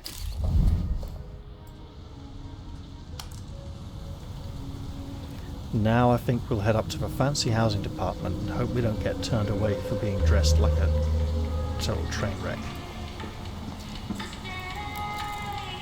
No encoded messages here, just dirt. Cover the moon when I'm gone. You can't tell whether she's closing her eyes or opening them. That's probably kind of the point. They probably think it's clever. Paper pasted over paper, over paper, over paper. Yeah. Loads of posters. A fancy call box. Fancy call box, okay. The slogans, a poorly aged relic of Project Autonomia. Autonomia? Party lighting and laughter from inside. Ah. More facts. Do we want to? Probably not. There's only one button on the sleek metal call box. Next to it, a small plaque embossed with a cheerful dolphin and a small glass sphere. This must be Reno's place. The dolphin indicates as much. We'll consider the sphere. It's black and round. We'll lean closer. The sleek surface reflects and distorts your features. It's too opaque to see what's beneath. You lean away from the sphere. We'll poke the dolphin. It's been a while. It's pleasantly squishy. We're not going to press the call button. We'll just come back later. You step away from the call box. So, I think we're in the area then.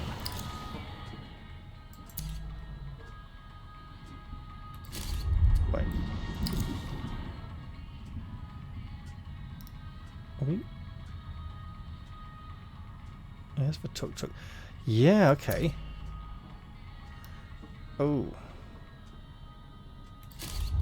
So then I believe we want to go in here, and there's a party going on. We're not dressed right for a party, are we? They're probably all posh. Doors crowd you, stacked upon each other. Behind one of them, your former asset S-Doc, draped in a see-through cloak. SD Newitts, competent, unlikable, ultimately invaluable. It's good. It's good I'm here. We should talk. Talk, yes. Then spy. Yeah. One of these apartments belongs to S-Doc. You just have to discover which. How? There appears to be a residence list on the wall. You could start there. Sounds good. Better start knocking then. You must be subtle in your approach. Your asset is still living our cover. That will make her unpredictable and desperate. And it might not be cover by this point. SD keeps a special mental calendar marked critical phone call from Hershel. The calendar has been counting for 5 years. So if I can find the phone number... Rickety stairs leading downwards towards the canal. Well, what the hell is this? This elevator goes straight to the roof. Okay. The soft sizzle of neon cuttens your ears as you pass underneath. No map? No map. Okay, fine. Aha! A large framed board with the title Residence printed across the top. Sounds promising, but probably too easy. We'll see. The title and initial entries are printed in thick, embossed ink, but over time, names have been crossed out or added with rough pencil. She could be married. You read the list, including the crossed out entries. You read it again. Or using another identity. There is no nuance. Of course. The list appears haphazard and poorly maintained, which no doubt suits Estoc perfectly. You come away from the wall. The building is the great beast. The water, its lifeblood. Okay. Shiny plastic tablecloth. Scent of lemon disinfectant. Okay. He's not floating, is he? He's just picking up rubbish, right? Sunlight never reaches these apartments. Okay, well... Flickering light stirs something. Oh, is it a little shrine? Photographs, candles, tucked under the stairs. You'd be forgiven for initially overlooking the modest shrine, were it not for the roughly carved wooden figurine, waist high, sat off to one side. I believe it is. This is a shrine to Sirius, angel of romance, war, and negotiation. This shrine is a lot less elaborate than the one on the bazaar. Well, we'll examine the offerings. Among the usual photographs and candles, people have left mysterious items. A single house slipper, a dusty magnum of champagne, a small pouch filled with some sort of musky, sweet herb. And scattered throughout, wedding invitations, faded, creased, RSVP dates years in the past. It's customary to invite the angel to festivities, to bless the union. We'll pick up a wedding invitation, presuming we put it back afterwards. There's people watching. You are cordially invited to celebrate the joining of Mr. and Mrs. Pascal Kavanagh on Enatos 3rd, 92. I wonder if they're still together. According to law, a blessing from the Dog Star should ensure a union that lasts 30 years, minimum. This shrine is a lot less elaborate than the one in the bazaar. If it weren't for the candles, you easily could have mistaken it for a shadowy heap of discarded belongings, awaiting the weekly rubbish collection. Someone cares enough to maintain it, but it looks like it's a one-man job. Probably this man. Few of the middle-class residents of the housing campaign want to be seen openly making offerings or tending the shrine. Such things scream working class. Well, hold on a moment. The red slips of paper hung overhead undulate gently as you step back. I feel I need the blessing of the angel for this negotiation, but... No soliciting. And mind the floors, will you? The man is swaddled in a pristine maintenance uniform. A name tag on its chest reads, Tonio, building manager. Perfect. But there are witnesses. He hurriedly smooths down the single patch of hair which time has yet to steal from his head. I'm not a solicitor. Good. We don't want any of it. Nothing weird or improper in my nice campaign. All right? Nice campaign certainly sounds better than Laboratory of Urban Decay. We're dealing with a get off my property type here. Problem is, his property is communal. Yeah, we just need to be like, hey, I'm looking for an old friend of mine. You managed this old building, right? Sounds like a bleak state of existence. Anything I can do to help? We'll start with this. You notice my badge? He brushes imaginary dust from his name. It's actually not just a building. I manage the entire housing campaign. Kind of depressing. That's my only option. I do what I can. More than most managers would, but there's only so much you can accomplish with a paintbrush and a broom. You should have seen what this place was like when Nesta put it up. Real class, real majesty. The buildings are old, decaying, but clean. The man is fighting the final battles in a lost war, polishing broken handrails, painting splintered wood. Let's rather than... Yeah, we could say, so what happened to it? We could say, what was it like back then? A palace for the people. We want to get him in a good mood. Clearly some kind of a slogan from the days when this was built. Evidently. During the Nestorismo years, when the city was developing, some families needed to relocate so that we could have infrastructure. And this place was built to house them. Now, I've been intrigued over the choice of the name Nestor for the former dictator because of the Nestorians, who were like a early Christian cult. I can't remember exactly. Don't know that much about them, but I could look and see what I could find out at some point when I'm not recording. Hard to imagine this place was ever a palace for people. No, keep it positive. Sounds like a euphemism for forced displacement. Big Nestor guy, aren't you, Tonio? Give it a try. Not in the slightest. Okay. I respect the work that was done during the Nestorismo years. But Nestor and Nestorismo are two completely different things. Oh yeah, completely separate. In fact, in the end, sweet Nestor was a traitor to Nestorismo. Nestor the man, Nestorismo the movement. A traitor to himself. Yeah, makes sense. I can see why it would sound confusing to a foreigner, but believe me, the names are the only thing they've got in common. Oh, it's not that confusing. Maybe he listened to a bad tape back in '66 at a party conference. So, what happened to this place? Where did all the majesty go? A different class of people moved in. Sorry, I've got to. Oh, Majesty! The Royal Blacksmith offers new services! Because he couldn't say new because he was a fucking American imitating a Scots accent.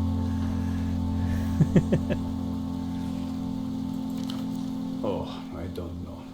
Maybe the children of the people that were here in the first place were born a different class of people than their parents. That's not technically possible.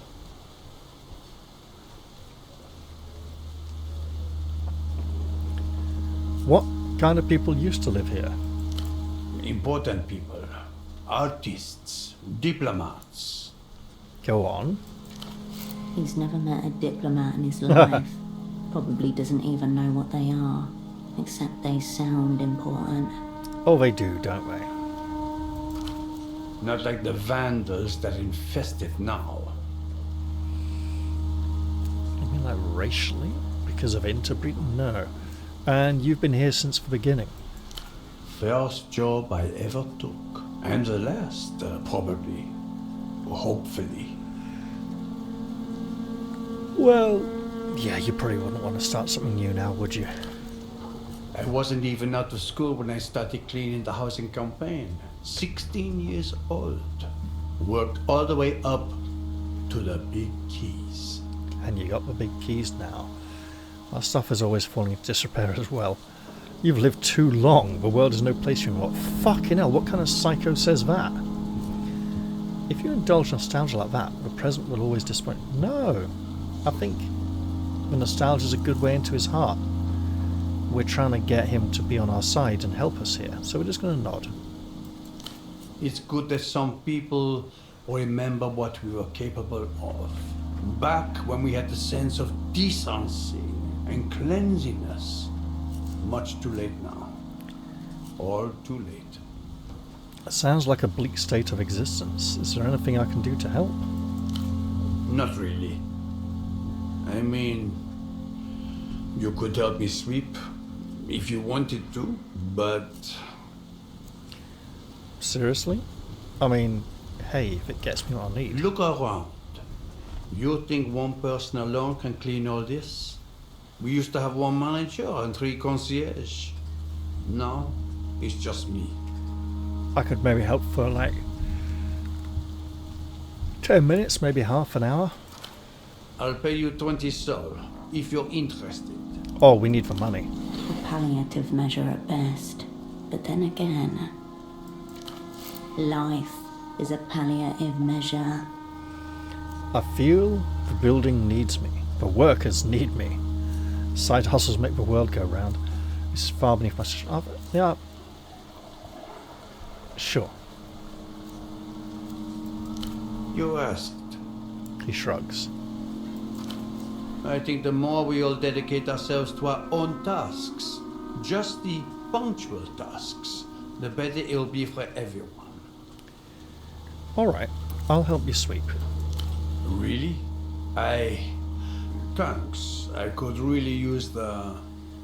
He gives way to trepidation in the span of a single sentence. Oh, he's losing confidence.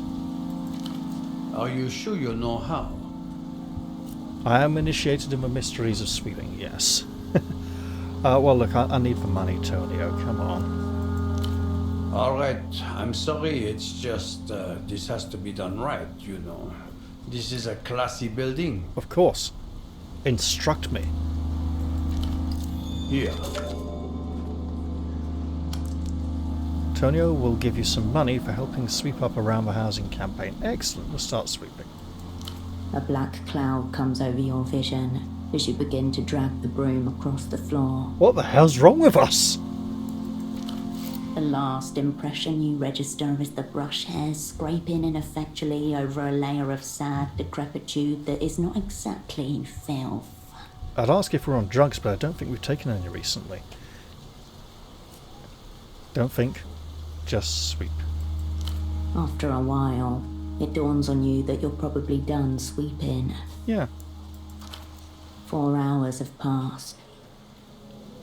Is it clean enough? The floor looks the same. However, there is a little bit less of you left than there was before. Oh, okay. What is wrong with this place? No broom can touch. Thanks. It's looking much better. Here. He hands you a measly fistful of bills. Hey, I'm looking for a resident here. I said no soliciting. Very clearly, in fact. No, it's not business. He knows every face and name that has moved in or out of this alleyway. It's just a question of loosening him up. Do you know Esty Newitz? She lives here somewhere. No Newitz is here. Maybe she got married. Too quick on the denial. That's a big, flashing yes. Just Esty then. No Newitzes. I said Esty. Older lady. Very bossy. No, polite older lady. Short hair. Is she polite? Bossy, maybe. She's quiet, threatening, very good at cards. We'll go with polite. Decent people deserve to be treated with decency. I'm not going around identifying doors for a stranger off the street. Confirming that he does in fact know her. This man would be a terrible operant. Maybe she's using a different surname. I know her from back in the day. Then you should know how to contact her. You've an air of soliciting about you, and a nice lady like that shouldn't be bothered by it. I'm really not doing door-to-door sales. Only a subjugated stickler for the rules would call Esty a nice lady. Cut Yeah. from the same unfun cloth. Nice, she's really pulled one over on you.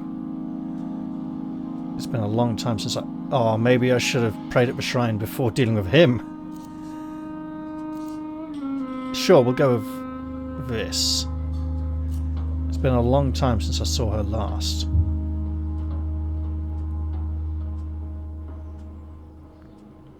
And she does work for a bank now.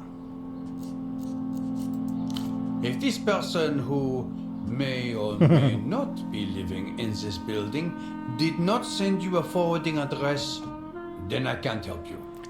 Alright, whatever. Typical loiterer. Okay, so I can try again. Pick up your feet when you walk. Of course. We want to improve our grey matter skill. Why can we not do that? 1, 2, 3, 4. What is the cap? We might not be able to. Okay. Well, this skill needs to go up, but again... Huh. Oh, we can. There we go. Excellent. We have a check to complete. What are we after here?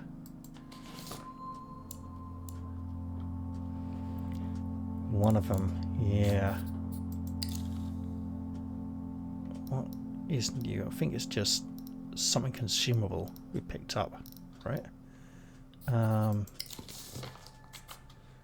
Probably shouldn't be wearing this shirt. It's not the most respectable. Aha! Yeah, we got money for sweeping. Oh, is that a repeatable task? Okay, let's... What's this? We're tidying up, okay?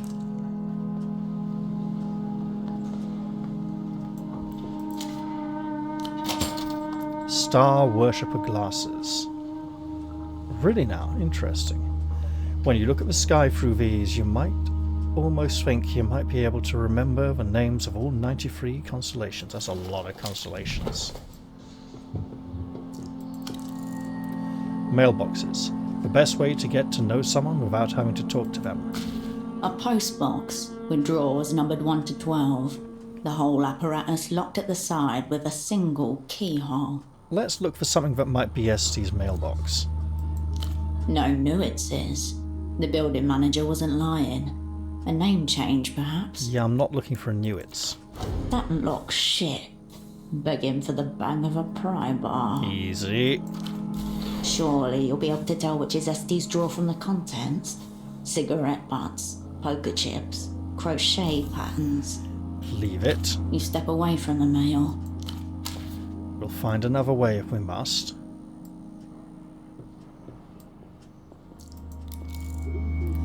Buildings packed so close you could climb from this window to the one opposite. We might actually need to do that to get in. 2 bottles, 1 glass. Long A white plain boots. canvas satchel hangs from a coat hook. A pair of colourful rain boots sit on the ground below it. Does the plain canvas satchel look like it might belong to someone who works in a bank? No boots in the house. A tidy, meticulous occupant. Where have I seen these rain boots before? They kept a pair of feet dry as they stood in ankle-high water in the basement of a magazine office. The Emptor Interrogatrix. She must be staying here. We'll open the satchel and see if this girl notices as we look through. In the bottom of the satchel, spine creased and carelessly left facing downwards, you find a green hardback volume. We'll examine the book. It appears to be some kind of textbook. It's titled The Shadow Mother. Oh, something bad, huh? The Shadow Mother. Indeed, Shadow Mother, according to the subtitle, a clinical study of traumatic generational narcissism. Oh, does she hate her parents? Does she think her mother was horrible to her? I could use a little light bedtime reading. Hang on. I was hoping for Witch MILF erotica or something.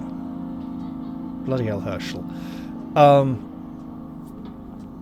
While that might be something the torturer might be into, she's more into the psychological side of things. I'll just borrow this. The volume slips neatly into your pocket. You refasten the bag. Exacting retribution on our enemy. The satchel was virtually empty since you took the book out. There's nothing to exact retribution upon. Ah, so that wasn't a typo, that was an action. Okay, we'll leave the bag alone. You turn back to the alley. And what's this? Nobody will see a hand slip into a postbox in this dark corner. Again, requires this bloody lockpick that we've been constantly tasked to... we don't have. Obviously, can we put the Plain book back? canvas satchel hangs from a coat hook. No boots in the house. A tidy, meticulous occupant. Silhouette. Got you now, bitch. The rain boots might as well be a bullseye, but it's the satchel that your eyes focus in on. You turn back to the alley. Which means she's not always in there running the miracle phone line, so there's two women with Irish voices. Let's not go into any apartment until we know better what we're doing.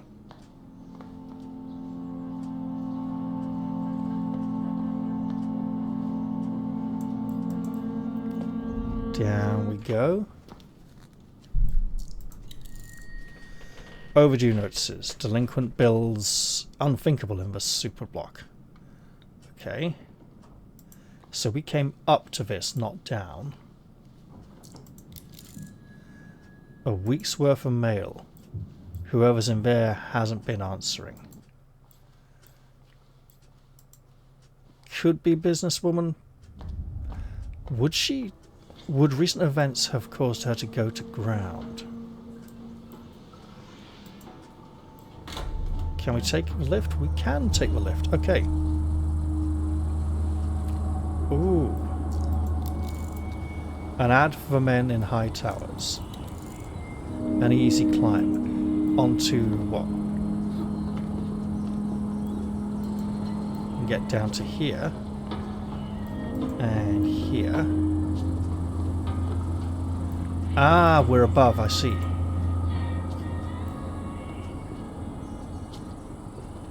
And up. Okay.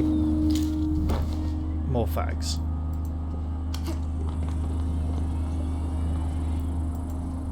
Take this.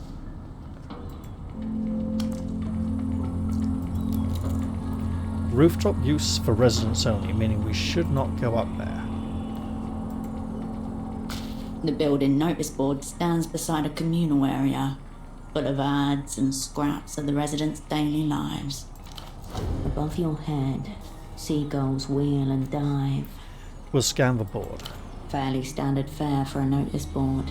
A notice for a cat lost months ago, next to a printed out sign advertising private maths lessons for struggling students. Yeah, but there might be something here that could point us to our friend. One notice, however, stands out solely because the original printed sheet has been altered by multiple scrawls in a variety of colours and hands. Let's read the vandalised note.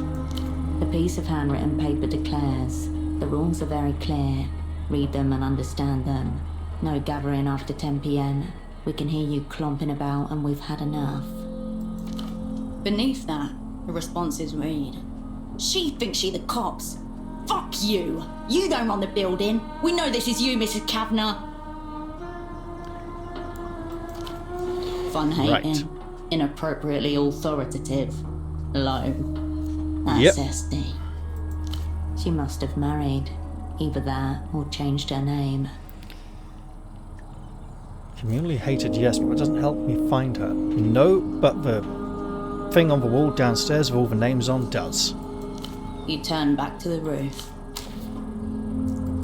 You were standing here at a house party when you saw the unmistakable bulk of Tempo del Sur clambering over the rooftops towards you. Here we go. Hershel. A lopsided smirk on his face, an unusually light gait, the look of the expertly fucked. Someone got laid. Fucking hell, what? You can smell cum or something? Well, you're right. I'm fucking full of it. Have a fag. He thrusts a cigarette into your hand, lights his own, leans back and grins benevolently at the world, giving you a glimpse of a white powdered nostril. Right. I heard the future tonight, Hirsch. He'd have loved that white fur coat. What's it sound like? The Illuminados are waking up, Hirsch. Dancing to a new form of electropop, a big wave gathering. Developed world's got no idea. No idea. He wipes the wrong nostril on his sleeve. Techno-fascist pop music, I don't know. What about the ethnic cleansing? What about it?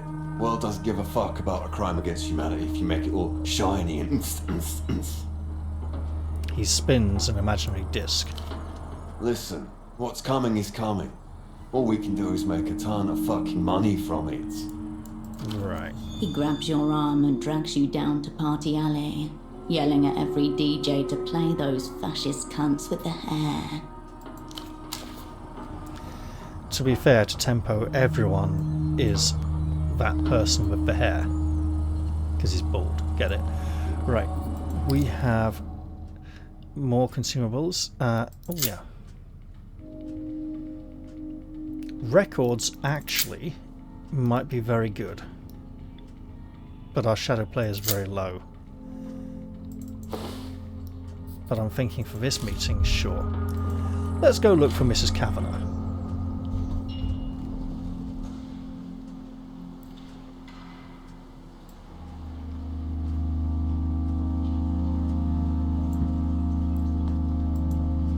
You return to the residence list. Yeah, we're looking for Kavanagh.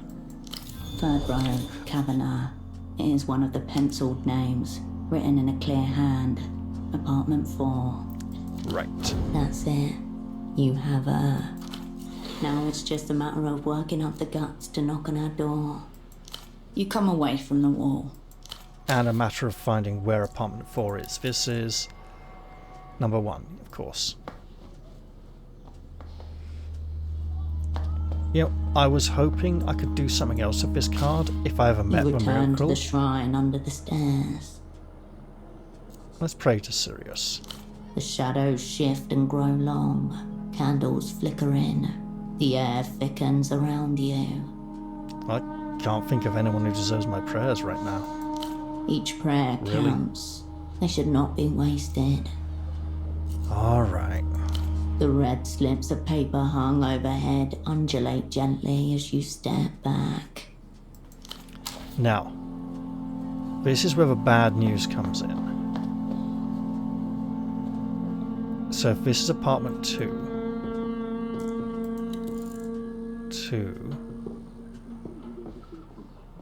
3,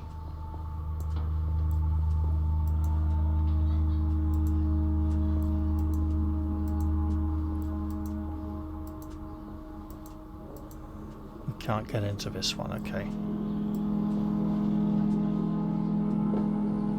So if we pop through here,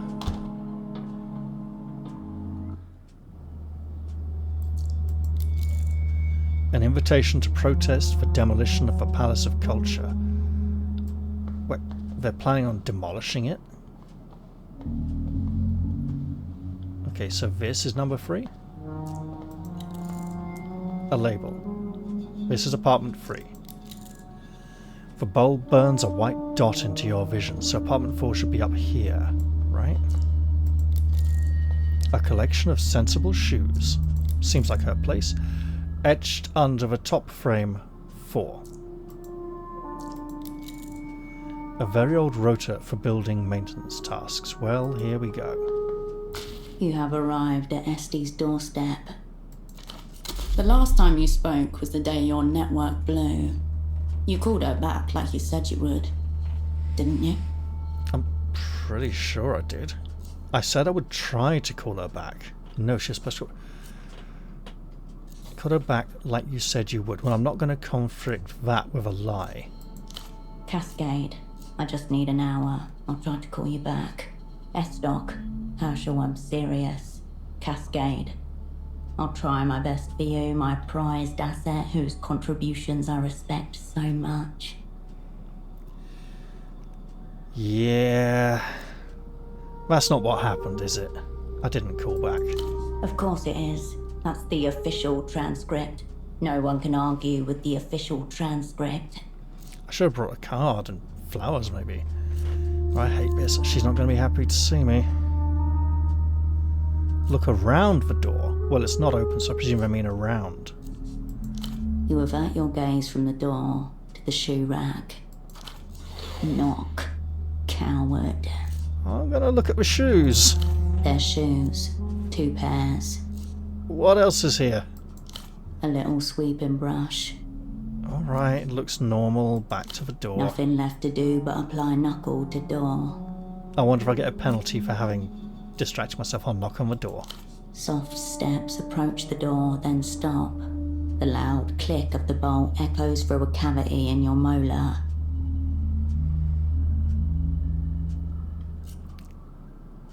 Esty, it's me. Look, first off, I'm very sorry. I'm not sure that's going to work. I think I meet her with silence. Hello, for Esty.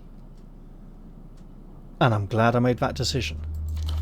The old man beams at you, adjusting a dial attached to a gadget on his right ear. Yeah, he's got some kind of hearing aid. Looks like a hearing aid, or a cochlear implant. You must be Esty's husband. Not necessarily. For the head of human capital, bet you turn that thing off whenever she goes off on one. Don't leave. Please, I need a human... you must be Esty's husband. He watches your lips, then smiles and nods twice. Please call me Pascal. Nice to meet you. You are? I'm just here to speak to Esty, a physical embodiment of shame here to beg for release. I see your wires, so I'll tell you who I'm not, an ally to the augmentoids. Bloody hell. A courier of death come to collect those sworn to my aid, a shadow from a past unknown to you. I'm just here to speak to Esty. Come in, come in. Esty's in the kitchen. He steps back and waves you in with a loose hand. That went relatively well. We didn't arouse his suspicion. The TV exhales air from vents in its back. What did she say about come on in? Esty and her husband in family photographs. Not the chair scraping upstairs again. Word puzzles filled in 2 sets of handwriting. So much like sounds like she's having a bit of a hard time already. Here we go, let's... A house drawn in crayon by either a child or an idiot. Maybe both. Non-perishable food and toiletries packed as if for donation. She doesn't seem to have noticed us yet, somehow. Impossibly, so I'm going to click on this. Both the radio and TV are on. The latter is muted. Well, yeah. Framed photographs showing the couple and their guests at their wedding and at a beach with a large group of children. We'll look at the wedding picture. Esty smiles at the camera.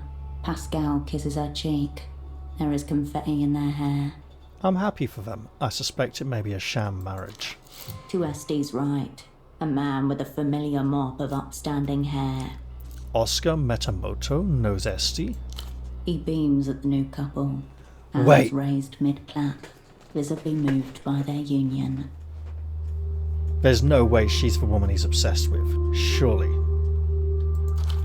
In fact, everyone in this photo seems delighted. None more so than Pascal and Esty, the gravitational primaries at its centre. Because I think he told us her name and it was something different. Poor guy doesn't know what he's signed up for. You can tell he's smiling through the kiss. His eyes wrinkled tight at the corners. That was interesting. A less intense accent for this line. It's a lot of human capital she's got here. Dozens of people who all seem delighted to be around her. You don't have any photographs like this. You don't even know this many people. I know. I have my photograph of the crew. The one you should never have taken. The one that wasn't even yours. What's with all the kids? As you look, you start to make out men who resemble Esty's husband. The children must be his family. So I would have gone with I've got Melita up here, but I didn't know if I'd get to try any of the other choices. Esty never mentioned a family of her own, but it looks like she's married into a huge one. I'm sorry the whole sick crew wasn't enough for you, girl. She appears to have gotten over it. Nice life, Esty. You turn away from the sideboard. Okay, can't put it off forever, I suppose. Hello back there. Just give me one moment. New cafetiere. Fiddly little thing. She hums happily to herself, fussing over plates and cups. Lovely weather we've had, don't you think?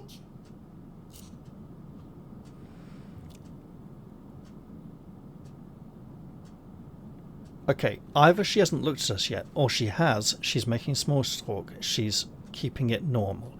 She's good at keeping her cover. We shouldn't be blatant. But her husband is deaf, and I'm here for the head. I say nothing. Milk in your coffee? Biscuit? We have chocolate, almond, plain. It's me, Esty. Her shoulders stiffen at the sound of your voice. The humming stops. Hershel. Yes. Mouth set in a grim line. Slight twitch under her right eye. What a surprise. She pats her left hand dry on the tea towel hanging from the cupboard. There are tiny little daisies on it. Didn't hear the word pleasant in there. This is nice. Depressing little building up here. No. I didn't hear the word pleasant in there. Look, she's a bit of a harsh person. Nice might not be the best way in. Yes. My husband let you in, yes? Yes. So? Here it comes. Biscuits? I'll just put a selection onto a plate. I have some new ones, actually. Chocolate. We can partake of the new biscuits together. Because they might be poisoned. And then she'll be like, oh, no, maybe we'll just use up the old ones first. We can. It will be nice catching up over biscuits. To what do I owe this unexpected visit? She's playing it natural. She's trying to maintain a facade of normality. And that's probably actually a good thing to do for her mental state in this situation. Look, I've come to apologise to my old friend. Our enemies, they're still breathing.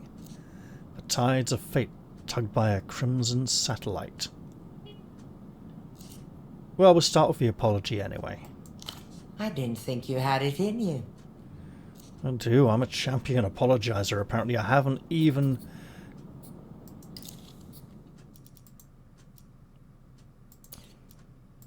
Where is it? Apology World Tour. Haven't even internalized it. I'm making an exception for you. Estok and Cascade. We were a legendary duo. She allows your lie to fester in silence. Together again. I see. Yeah, she's not gonna... We did not approach that well. She lowers her head to stare at the red checkerboard flooring. Uh-oh. At a point about 2 feet from your right foot. Unguided missile strikes. Fort discovered. What did the opera do with you after you extracted yourself? Back of the freezer. Archives, Makes sense. But you're out now. In theatre, I take it. She sounds like the same actress who plays the woman who runs the Photoshop. I've built a happy life here. I'm not here to blow your cover. Sure, we'll go with that. Your presence in my apartment alone is dangerous for me. How did you find the address? I was born sus. Us comrades are always brought together. No, I was born to work it out. We both know that isn't true. You think I'm thick? I mean, I've been failing a lot of skill checks this session. I see you got married. Pascal is a very kind man. I am lucky to have him. I'm not gonna... This is blackmail. I'm not going with that. Must be nice to have someone. Sure, saw lots of kids, but we'll go with this. Must be nice. This seems rather domestic. It's like, are you bored with this? Do you want to... I always thought you swung the other way. Did I? I'm not sure I did think that of her. Must be nice to have someone. He's gentle, sincere, reliable. He's everything I once thought I'd left behind. Ah, yes, reliable. I will not put his safety at risk for anything. You're a communist spy. You put him at risk by marrying him. So he doesn't know anything. You've had one life over work. Bad mathematics. No, so we'll have to go with this one then. I am not. I am a civil servant. Really? And that's how it would look to your employers if they knew about your past? Yeah, Did you ever marry? I don't think I deserve love. It would be cruel to bring someone else to the attention of my puppet masters. Too busy plotting revenge. Solitude better suits a contemplative nature. We're not that contemplative. Well, maybe a bit, but just no. Straight up, no. Simple. She can't read too much into it. No, I don't suppose you would. I need to talk to you about something. Work-related. Work-related. Right. Yeah, she's being cold. She sets her jaw, taking you in as if for the first time. And we haven't even touched for biscuits yet. Take a seat. I'll make us that coffee. She could still be trying to dose us. And we're not even taking it. Oh god, we're still wearing the crop top. She spins towards you, arm raised. Yep.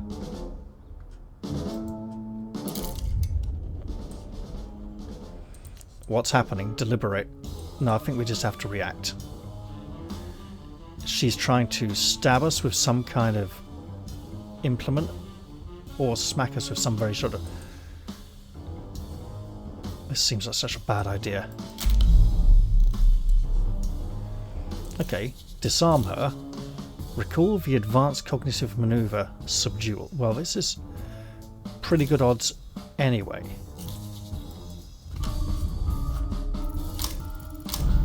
Oh, bugger. Okay.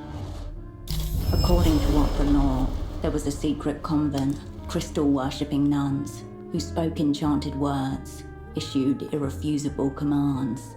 They lived in secret until Whopper and Probable infiltrated their ranks and stole the word for subdue. And we've lost it. No sign of the word itself, eclipsed totally by the memory that Probable slipped into the ritual hall disguised as a feral cat. Meow! And get fucked.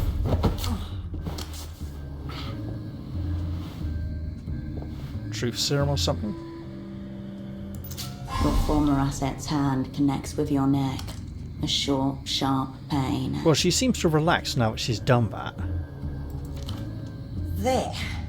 Now. Now she's got what she wants. Your vision begins to blur. Yeah, it's not good for us. Your cerebral cortex crackles and hums. Little distant fireworks. What was that? Sodium thiopental. That does sound like the truth drug thing, I think. It's sodium something, isn't it? Isn't it sodium pentafol? Truth serum. Uh-oh. Well, this will be interesting then. Oh shit. You're gonna be so fucked when you tell her about killing the lich. Yeah, could we just not talk about that? Your vision begins to blur. Your legs tremble. Maybe we could collapse in exhaustion? Oh, I think she'll have tied us up next. You feel heavy. Fun. Your eyes close. Open. Close. Esty sits across from you at her kitchen table. Plastic tablecloth. Assorted plates. Unfortunately, she's going to know the right questions to ask, like, what is your current mission? Outside, closer, the beating of an impossible heart. Thing is, that was a fairly easy dice roll. We needed like a 4 or something, we rolled a 3. It just happens. Good. You're back. By which she means conscious, not have returned here to this location. Fight it. Awake. Feels nice, thanks. You molested me into a chair, I see. Bitch, I always thought it. I have zero respect for you as an asset. But that was before this. Insubordination. No. Just... Feels nice, thanks. Yes. We'll take all that as read. Now tell me, what you're doing back in Portofino. Orders. Well. Message? No, friends. Bald guy. Massive bald guy. Assembling a new crew. You don't need to know the details, just your role. Big things are happening. Going to assassinate Facundo Reyes. Grandlish. Zero out. Bye-bye. Tempo had a message for me. Critical. Cascade or nothing. That's past tense. Why are you still in Portofino? He's dead now. Weeping eye, probably. Really sad. Tempo is dead? God, Hershel. Are they hunting us again? She blinks twice. Answer me! You don't need to know the details, just your role. Is what you meant to say. Got to kill the Grand Lich of techno-fascism. Melita orders. No. An immediate change in her. Pale, hollow. She puts her hand to her mouth and drops it. She can't look at you. Yeah, we did seem to be being funneled towards that one. No. This can't be real. I can't have this. Big Minister, did you know nobody's ever seen a photo of him? I'm supposed to shoot him with a gun, I don't have one. Don't puss out, Melita said you'll help. Melita? Who is Melita? The star that guides me to ruin, my cunt. I misread that as cunt. The hottest person you've never seen. I mean, we do seem to fancy her a bit, but she doesn't necessarily respond that way, and it does just been getting worse and worse. But let's have a little hope. Try and regain it.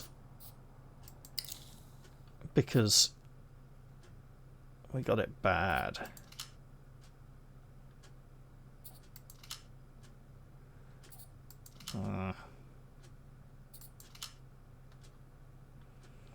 Yeah, 2 hours. Bugger.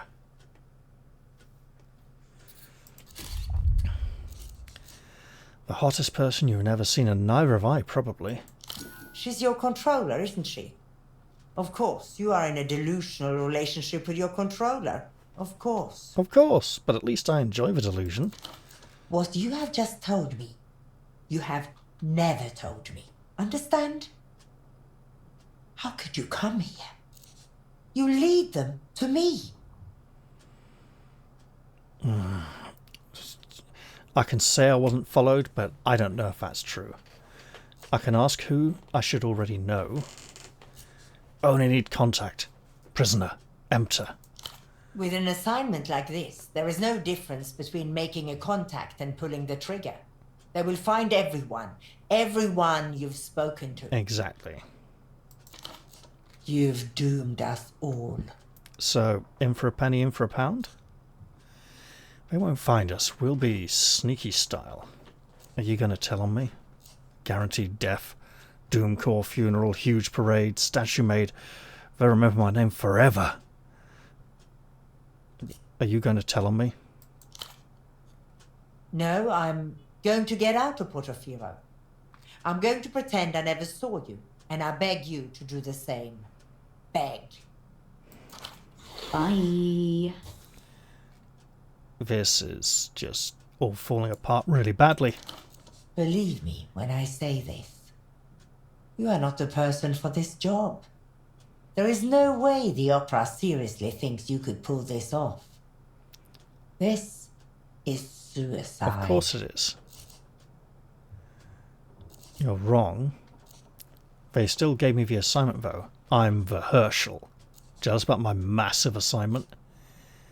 No, I need to do it. I need to get it back. No. No capital I. No capital T. They still gave me the assignment though. I'm the Hershel. Total fuck up apparently. You should quit while you can. You're playing a loser's game. 1,000 ways to fail, no way to win. You are cannon fodder, at best. But if I make the attempt and fail, doesn't that send a message that my organisation is willing to make the attempt, or that someone is? I will not. No. We cannot have any part in this. Get out, Hershel. I mean, this is honestly so bad. I would consider reloading.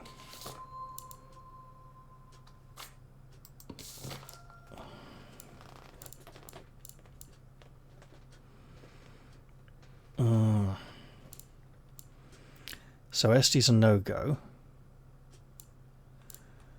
But we do have Pseudopod as backup to fill a gap. Melita, Yana. We're going to have to talk to her about Moonglow, aren't we?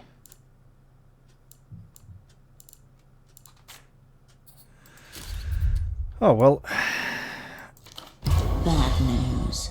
It appears that Estop no longer considers herself your direct rapport, or your asset, or your friend. It's hardly news at this point. It will be fine. Just get her a nice card or something. Old Fucking people hell, stuff. might need a bit more than that. There was a card rack on the ground floor of Photo 24. Why not?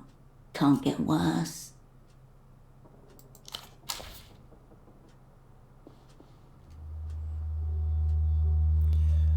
Well, that's an absolute disaster. And if we come back here again, we're just going to draw more attention to her. Oh yeah. Just dangerous all round. What, you want to show me these? Fine, I've seen them. Don't know what we got here. Oh. +2. It's all potential increases, not an actual bonus to skill very much. Missile strike fantasies. Feel the seduction of the steering wheel that pulls you toward oncoming traffic. Punch in the launch codes. Escalation is the only way forward. Violations. Choosing philosophical options. No, I probably shouldn't indulge in this one at all. And then here... You could try writing apology to her. Constance sells cards on photo. We could try.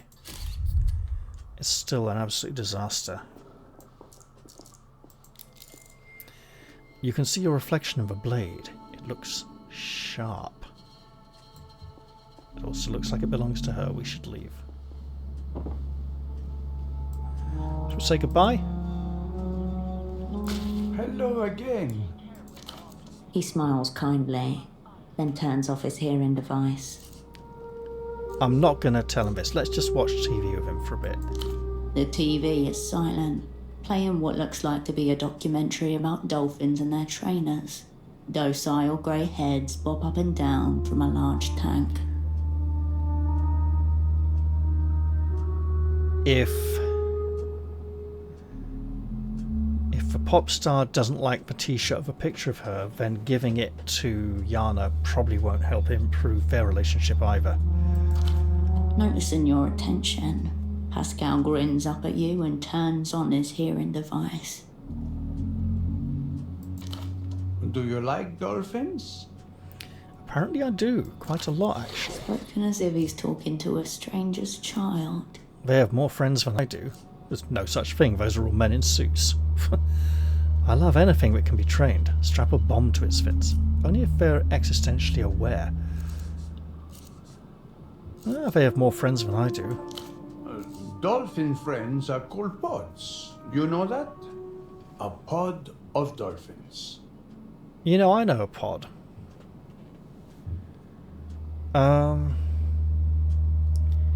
We're a pod, Pascal. You and me. Do you think dolphins know about betrayal? What the hell, woman? I used to have a pod, but I blew it. Now I'm too sad for pods.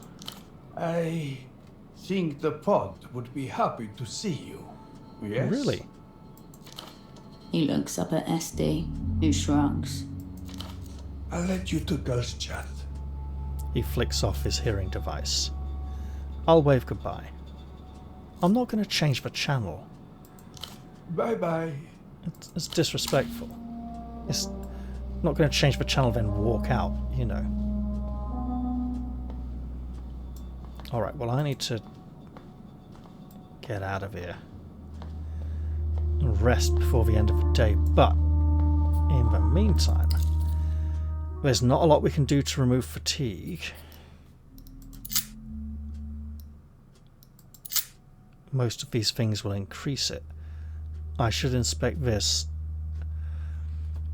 A dense psychology book. On the back, a seal depicts a compass pointing inward. Next to it, the words, published by the Polytechnic University of Treff. Oh, only a polytechnic. That's quite... Isn't that normally a college rather than a university? If I'm going to do this, it would help if I wasn't completely knackered.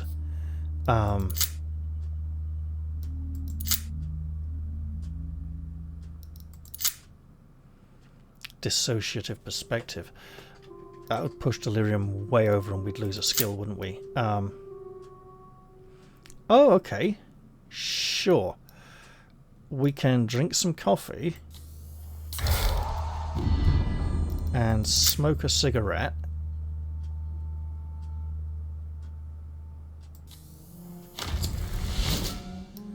And then some booze to work on the... Okay. We've managed to remove 2 negative conditions. It's not much, but it's something.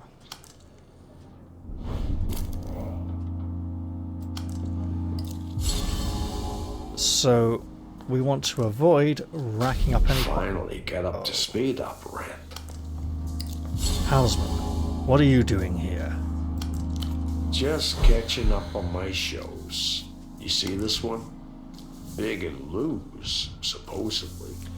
His chin flicks towards a small mounted television. Yeah, that blatantly green one up there. On the screen, a black wolf swings an iron slab of a sword through a row of chrome-plated adversaries. Arterial blood spurts forth in bright red gouts. That's 66 wolves. Probably a few too many by my count. Yeah. Maybe the techno-future's not for me. Reminds of something else I saw recently. One of the opera's finest infiltrates a secret enter jail, then guts it out against one of their most sadistic interrogators. Bold, reckless, real human drama, you know. I should be sitting in this chair. An uncanny buzz in the air, as though a director might pop out of any one of those doorways yelling, "Car." Am I going to rack up points? Cue your main theme. Synth-driven with a few woodwinds and an upright bass tossed in for organic effect.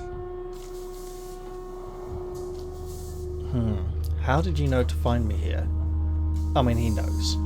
He's like a spy master. Minor setbacks, nothing to stress about. Just my natural it manifesting. Gotta get it back, you know. My legend continues to spread. I'm going with that. Don't get cocky. Real test is only just starting. Yeah.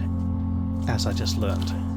any event, seeing our protagonist disappear into an empty labor camp was no way to end the season. Had to make some calls. So he sees himself as a director. Obviously, you know. But hey, we do what we can. The girl. The paper heart. I know. You know your role, operant. Play it. Wait, you're saying you got me out of it? Yeah. That goes without saying. You wanted to get me in that secret jail so you could get me out again. This whole thing is some kind of game for you. You wanted me to owe you a favour. Why? I didn't need your help, I didn't. Now we go with that. You wanted me to owe you a favour. Why? Let's just say you got my little it detector chirping.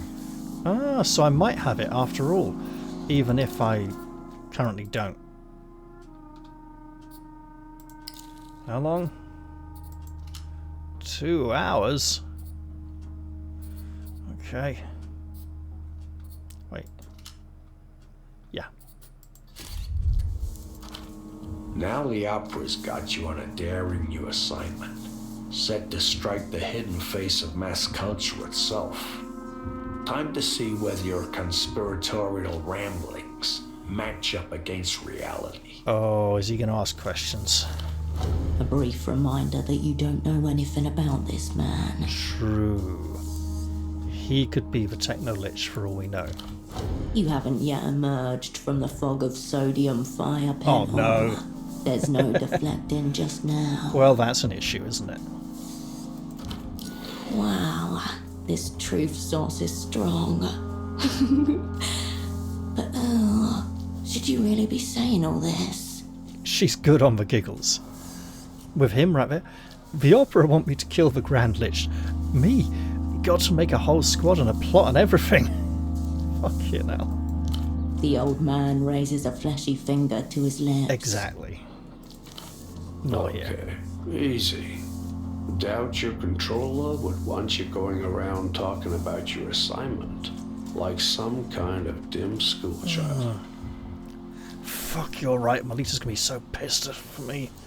This isn't fair. I don't have it. I never have. I just tried to cut a deal with Transactional Capital. It went horribly. Okay. Fuck, you're right. Melita's gonna be so pissed off at me.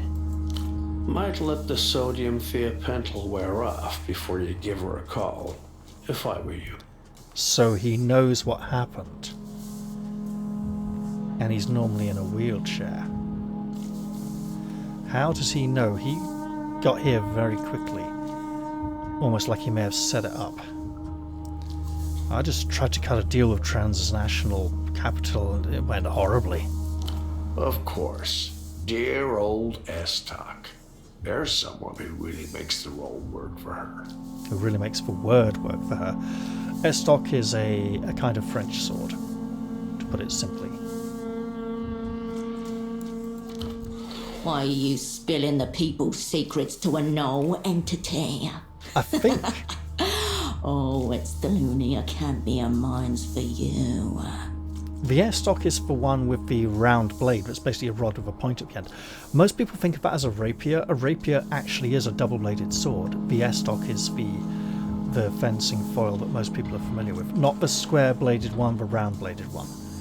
Sort of roundish. She's better off without me. He's not a null entity. Well, no, because he's a nobody. Not as in he's unimportant, as in nobody knows he literally does not exist legally within the system. I think I might be able to get her husband on side. Less so. Honestly, I'm glad that bitch said no. I don't want to work with her anyway. I think I might be able to get her husband on side. Less so.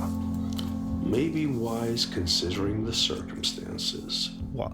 Getting her husband on side or not? Oh mate, she knows everything. I'm screwed. Take it from one who's been around. The bank didn't become the bank by taking the shit end of the term sheet. On the television, the Black Wolf's shadow extends over the last of his foes. A trembling angel lifts a bloody hand, pleading. Okay. Besides, There's others who may want a piece of your heart, if you're open to alternative bids. And I suppose you want to make a bid for my heart, do you? As it happens, I still know some people in the Ministry of Mass Culture. Old friends, you know. His information was good once before. There's no reason to think it won't be again. I can make a few inquiries on your behalf in return for your help with a personal matter. I could ask who the old friends are, he won't tell me. He won't tell me anything meaningful I could recognize. That's not how this guy works. Okay, Captain Boxheart, tell me about this personal matter. A little archival research with a touch of smash and grab. Have you made it to the P-tail track yet? I don't think so. A desolate spit of land on the edge of the city-state, formerly the site of Portafero's doomed space program. Never been there. Worth your time. Fascinating local lore out there. Remnants of Nesta's galactic boondoggle and whatnot. Pretend I don't know what you're talking about. Enlighten me. But something of a sore spot in the local consciousness. Aging dictator Sweet Nesta wants to build a world-class cosmonautics program for his emptier puppeteers. Goals to launch the world's first manned weather satellite. Project Autonomia, they call it. Well, that came up recently, didn't it? A long, dark, sexy tunnel built on top of a worthless old village. Progress, baby. Not exactly progress. Big day arrives. Dignitaries from across the developed world line up on stands, TV crews broadcasting live to hundreds of classrooms filled with saucer-eyed school children. Now, let's go a bit differently. If I had managed to roll ever so slightly higher and not get stabbed with the truth serum, how do I imagine that situation would have went? Do I think we would have sat down and spoken calmly? Doubt it. Do I think I could have injected her with the truth serum and then had the conversation? Maybe. Including in gymnasiums across the former Republic of Mercia. Regular class cancelled for the occasion. They did this before in Disco Elysium, calling a school a gymnasium, or implying that all the subjects are being taught in the gymnasium. It's like, the gymnasium's just the bloody sports hall. So I'm thinking this might be a translation thing, or what they call them in their country. Rocket makes it. Just about 3 minutes. Boom. One hyper-modern weather satellite and tens of millions of souls vaporized in an instant. Plus the 4 cosmonauts, of course. I'm sorry, I'm just really tempted to re-record this whole episode, but I'm not. I'm going to upload this one so you can all see how terrible it went. Replay it, maybe, because that was a really bad time to fail that dice roll. But hey. Yeah, sounds like a massive disaster. Certainly appears that way, given what follows. Oh? Emter cancels its remaining contracts, denying the city its only real chance to pay back the stabilization loans issued by, alright, Emter. Sounds like Emter may have caused this explosion. Local economy collapses. Nesta flees into exile numero tres. A generation of school children is burdened with ongoing therapeutic expenses. So you're saying it was all a conspiracy on the part of big psychology? A bit banal, so far as conspiracies go. But don't worry, there's a psychological dimension to all of this, if you stick with it. Uh-huh. I mean, it's like 20 to 4 in the morning, man. Fast forward some years. I'm in the Eastern Republics on a little job. Client has me hounding former leads in MTER's Public Perceptions Division. And? My target's a retired filmmaker. I get him in a hotel bar, standard stuff, drinks and defection. Alright, hold on. Who were you working for at the time? Some rinky-dink little government, lusty for empire office drama. Beneath us both, frankly. Right. I know the routine. I worked over a senior emptor negotiator the same way. I'll just go, so one drink leads to another, and then... As it happens, I misjudge my man's tolerance. Oh. Next I know, I'm dragging him out of a hookah parlor at 3 a.m. I lay him out in a vacant lot, smack him around a bit. He's lolling up at the stars, babbling about Portofino, 77 and Project Autonomia. That galactic boondoggle you mentioned. The old man nods, encouragingly. His tour de force and Gesamtkunstwerk rolled into one. Special and practical effects, scale models, what? Multiple camera angles, dozens of simultaneous feeds, not to mention an actual rocket launch. So the real rocket didn't even blow up? He's not seriously suggesting... Hang on, you're telling me the rocket explosion was actually staged? That's right. And I'll tell you what, that wasn't a weather satellite it was carrying either. So they snuck something up there and are keeping it up there, so this was a cover-up. What about all the live witnesses? That must have been hundreds paid actors. Sure, we'll go for live witnesses though. Thousands actually, all under absolutely massive NDAs.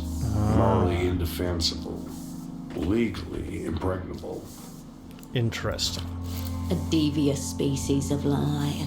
The entries are there but forbidden from circulation. Falsehoods and misperceptions enforced by phalanxes of smiling lawyers. But it was all over the television. Millions of people saw it happen. Yeah, but not necessarily live. They just had to say it was live. Pre-recorded. No. What unsuspecting millions saw was a pre-recorded video, seamlessly intercut and simultaneously distributed across the developed world. A miracle of misdirection. Like the American moon landing, where the shadows are going in two different directions because there's multiple sources of light, and the flag is blowing in the wind in space on the moon. Strange and other business stuff. hours. Success and failure share the same rituals. Relevant parties stashed somewhere nice and chilled. Records obliterated. Impossible to say for certain what is or was. And before you all go crazy and go, you must be really stupid if you think the Americans didn't land on the moon. No. I'm not saying they didn't land on the moon. I'm saying the footage they showed comes across as very fake. There's way too many things.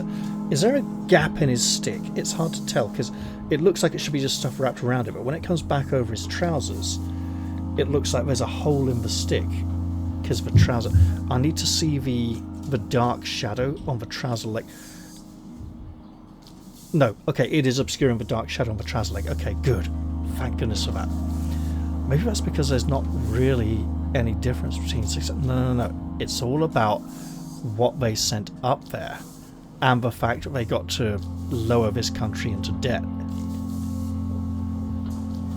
I'll keep listening. By this point, my man's brain is practically cooking in hashish. Oh, and they're talking about what's on the moon. Narration growing hazier by the minute. I stash him back in his hotel room, then call my client. Yeah, because the Renatel man said he's been up on the moon and it's pretty soulless and you wouldn't believe what's up there. It's really horrible. What does your client say? Space lore, who gives a shit?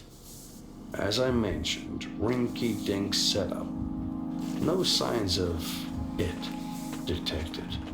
Yeah, they wanted their office drama, but you give a shit about this space lore. Why? Because I've got that iron taste on my tongue. A scent on the air. The smell of blood. And then? Nothing. Nothing? Nothing. My target vanishes like a hooker at daybreak. When he rematerializes a week later, he's near frozen, zipped up in a gym bag in the unpressurized hold of a cargo plane. So they killed him for blabbing. Do you feel responsible for what happened to your target? He'll say no. Or just like, yep, deal with it. Very impressive, a highly advanced cognitive maneuver at work. You got outspied, right? No. There's no why. He ends up in that bag because he always ends up in that bag. No. Okay. Very impressive. A highly advanced cognitive maneuver at work. More physical, I'd say. Oh, yeah. Broke nearly every bone in his body to get him in there. Very unpleasant pictures. He takes a drag. They probably sent him the pictures to keep quiet about it. All the same, the inspectors declared it a simple case of aeroerotic misadventure. What, they think he beat himself up? Yeah, you can't believe that, though. No, operant. I don't. Obviously. Here, the trail would have gone cold, but for this. Before he misadventured himself into that gym bag. My target gave me a number. One I've kept safe in my piggy bank until now. What's the number? HKT-04/17-E. A reference number for certain records from Project Autonomia. Forgotten in the archives of a decommissioned rocket silo. Right, I might not be able to remember this, but Melita might be able to look it up for me, and she's going to be really pissed off with me, so this is not going to go well. Finally, the long, dark, sexy tunnel this assignment's been missing. The silo on the Pittle tract, I'm guessing. And if I give you what's in these old records, you'll give me what... Okay, we'll go for the silo. You've been paying attention. That's good. And if I give you what's in these old records, you'll give me what exactly? The Grand Lich's time of arrival. That sounds really important. I suspect given how badly I fluffed up here, I might not have time to do everything. Time, place, weapon, squad. 1/4 of your plot in hand. Right. Meanwhile, the end credits have begun to roll on the little mounted television. Your eye catches on the words. Produced in collaboration with the Ministry of Mass Culture. Ave Imperio Luminoso. Oh, it's absolutely brainwashing people to hate their own cultural values. A better deal than you'll get from the bank, I guarantee you. I strongly suspect there are things about this errand you're not telling me. Look at me. I'm a sad old man in an ugly shirt. Bad schnapps and historical tragedies are pretty much all that keep me going. Alright, I'll do it. Very good. Bring your flashlight and a good pair of walking shoes. I understand the stairs are formidable. Tell me more about these records. What's on them? If I knew, there'll be no task operant. Not weather reports, I'll tell you that much. Evidently. I understand the archives are in a state of disarray, ravages of time and so on. Still, I'm sure there's lots of interesting stuff down there, if you feel the horror of the blank space coming on. You could have brought this to the opera. Doubt it would be of interest to the opera, sadly. At least in its current incarnation. A bitter edge there. What about in previous incarnations? It would have lit up desk lights all over Novessa. Yeah, it seems like the opera has changed the way they do things. A spiraling column of amber and green lights, 20 stories deep, pulsing as one.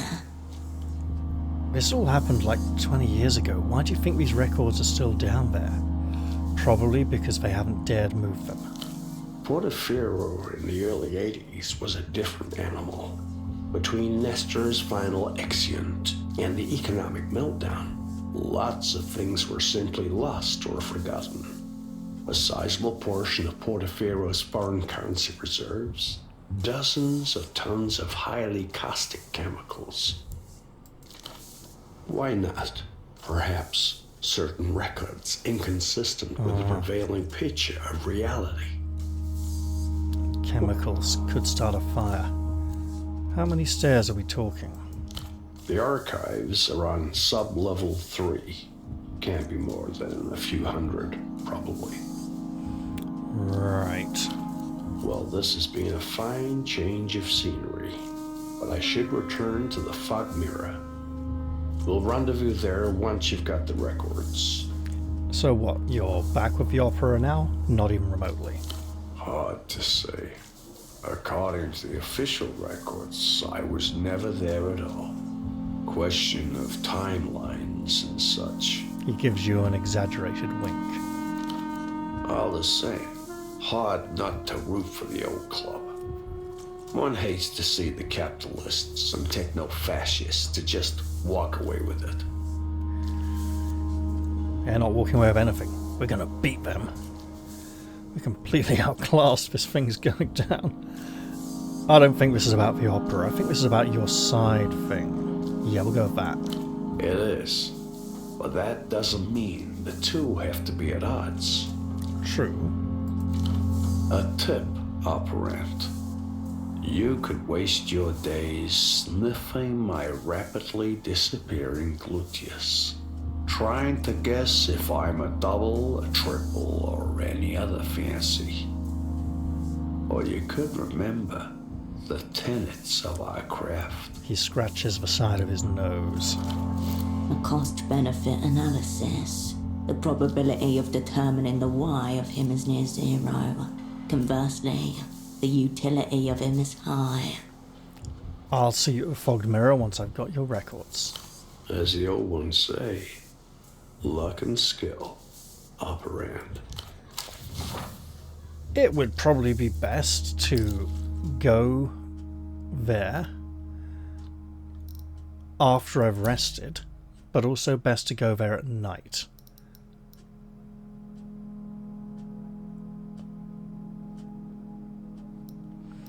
Oh, we can scroll down this one. Okay. How is the ultraviolet? Oh, because I rolled really badly. That's how. I'd better get out of here.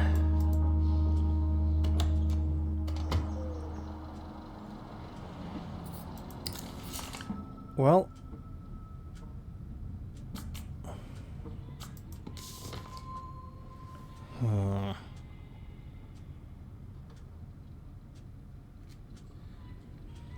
Two hands. That's for red disc, isn't it?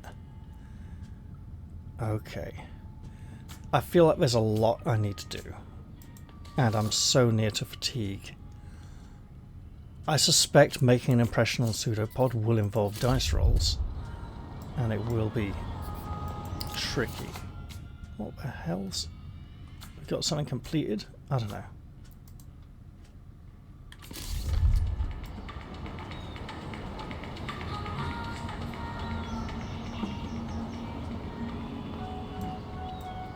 I mean, we could go back and see Ultravioletta again one more time.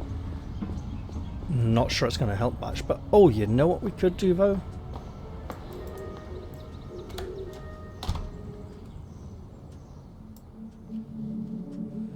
We do need to break Yana out of that mental fatigue she's in. Hersh,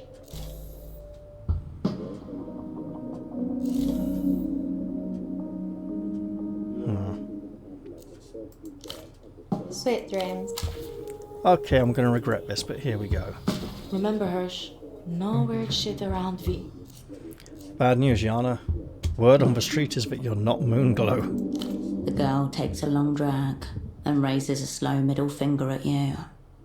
Yeah, that didn't do anything. So, you're Marco. I shouldn't have done Later, that. Hirsch. All that's done is just make things worse. What the hell am I... Ah. Yep, he'll give me the time of arrival. It's better than nothing, but we need to... Do we want to get the spacesuit? I think we might. So we are completely failing to get a team together. Maybe I could make things even worse by failing to get a pseudopod. Or maybe I could just go look. We've just had such a massive string of bad luck. Maybe I should leave it till next time. You know. And yeah, you can say bad luck only goes so far. But even so. And the guy said we should get some... I don't think we should tell him we've seen Ultravioletta, but I bet it's an option. Hey, who are you? The woman holds herself and the book in her hand with poise. She has clearly been well raised. She looks like a man in disguise. Hello there. It's this angle here. Fellow honorable peruser? She watched us pay for all the books. She's referring to the honor book stall next to her.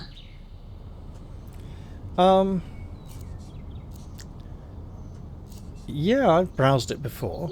Interesting idea. Isn't it? Any effort to make literature more accessible is to be admired, in my opinion. We should aim for technology. Bring the techno future here to it. No, hang on. Let's take it further and go moneyless. Abolish the class system.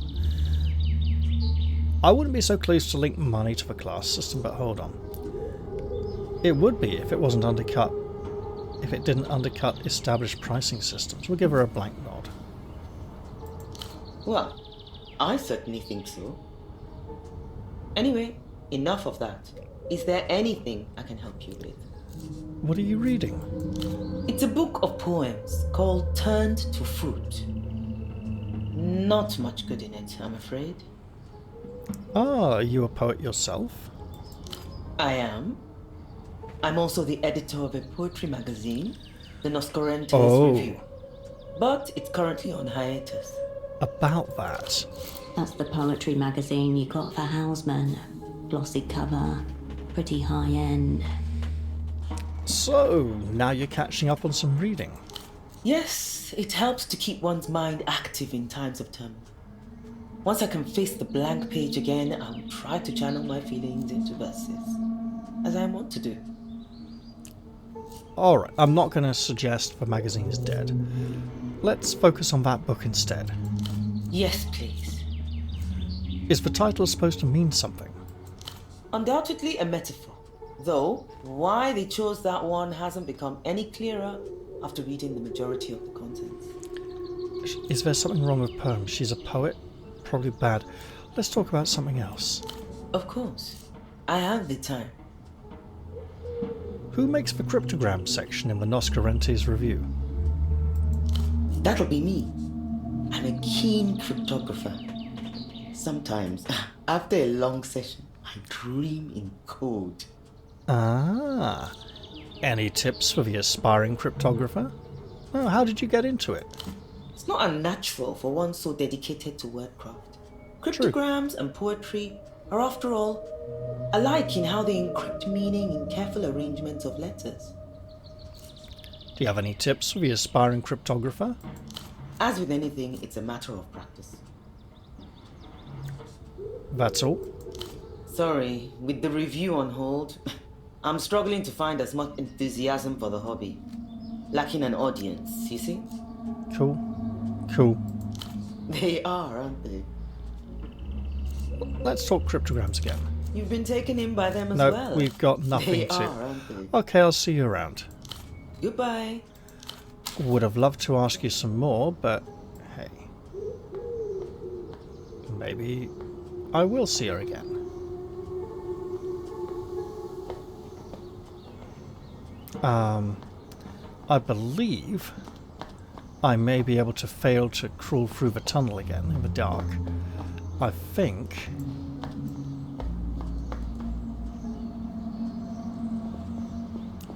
the glowing sword won't glow.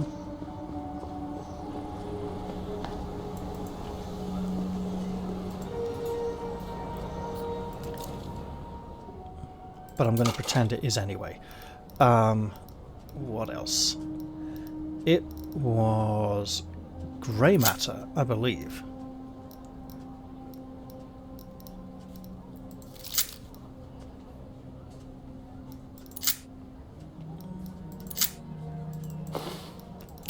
Doppelgang did come into it.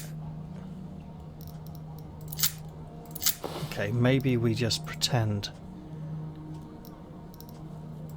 it's all about the glow in the dark stuff.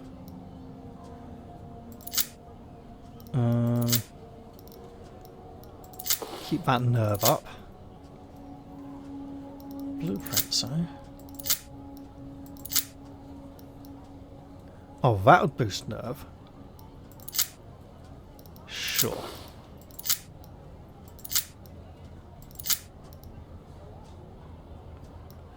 Okay.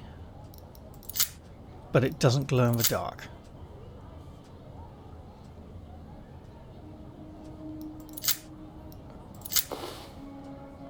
Okay, this is stupid. Let's try. The fire door is still tightly closed. Try crawling through.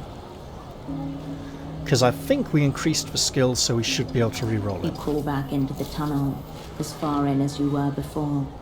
Where it I'm starts not going to shrink. boost it because I can't afford it, so I'll just get a roll. Oh, yeah! This crawl space was built for utility access. By being inside it, you're just fulfilling an intended purpose. Great. It would be physically impossible Although- for a person your size to get stuck in here. Good. This hole was made for humans to fit into. Absolutely. Last you checked, you were still human. Yep. Can't let that fatigue go any You higher crawl though. forwards, newly confident. After some minutes, you reach the end of the tunnel and hear the wooden creak of a trapdoor above you.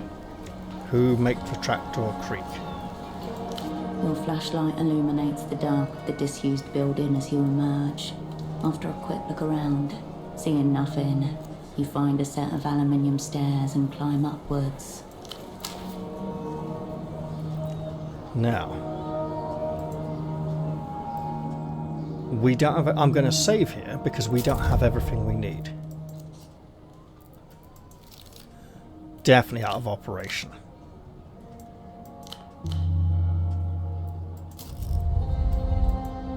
You open the Renotel distribution panel once more. Pressing the on button sees the old terminal coax itself awake once again. This is not the first time you've hacked into a phone tool terminal, not in hand, right? though it is the first time you haven't been able to delegate the task to Asset Radian. Would have been good to have Ramses here. Machines are simple, Hirsch. Just got So to we've know had what this commands before. to give them. Radian's fingers danced, each input a new incantation. The ember of his lamp pulsing with every keystroke. His Yeah, he was great sorcerer at within this. his haze. There was one piece of advice you remember him giving you for times like these. If you ever get stuck, you do what you do when among human company. Ask for help. You can literally type it in. Let's go diagnostics. Renotel Diagnostics is intended for official personnel only. Input external device to continue. Guess what? We'll plug in the Voskol auto negotiator. Device input accepted. Welcome, Renotel employee. Smiley face. She literally said. I was going to say smiley face if she didn't. Examining system. This may take a few minutes. We'll be patient. Seconds turn into minutes as you watch the dots blinking on the monitor. It's not clear if the machine is doing anything at all. It's okay. It's a background process. Users wouldn't be able to keep up if it was foregrounded. After what seems like a small eternity, the machine beeps and coughs up a brief report. System 98.2%. 1 critical error. A device has a configuration problem that prevents it from working properly. Yeah, I imagine a miracle line. Must be the faulty intercom. Better tell the technician about this. You could. Or keep it to yourself. That way, no one will think to fix it. Which faulty intercom would this be? The issue will persist, and in turn, you should be able to talk to the prisoner from outside. Oh. What do I do with this thing? The artery before you connects to every device connected to the Renotel wireless network. But how do I get this thing working? The text cursor highlights the blank space where your command should go. Ask it. Help. 3 possible inputs, cold and toneless, flicker up on the screen. 1, network. 2, diagnostics. 3, quit. Okay, so we're back to network. Network should get you the list, then it's just a matter of finding it. The matrix of lines and pixels representing the city ripples out in front of you once more. Right, what's the big tangle here in the middle? The densely populated heart of the city, where terminals pile on top of each other, dozens to a square metre. I feel I'm missing something here. Specifically the dual centres of Bootleg Bazaar and Party Alley immediately surrounding you. What's... I think I've had all these before, region right? of easy. The people. Former Supreme Leader Nestor. You're one of the blinking... The mess of black squares swim. Right. I'm not sure how I'm supposed to use this to send a signal. Goodbye. So I think I'll save that till next time. I think I will not do the task yet. But I do want to see how stressful it is going back out again, if it's now automatic. Okay, and then if we try squeeze back in again. The fire door is still tightly closed. So it is a one-way trip. Shit. Oh my god. I don't know how I'm supposed to do that. The door sits flush.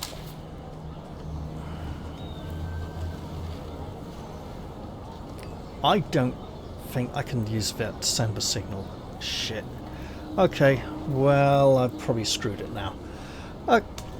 Pretty much in keeping with the rest of this episode, to be honest. Well, I hope you've all enjoyed this absolute spiral of disaster anyway.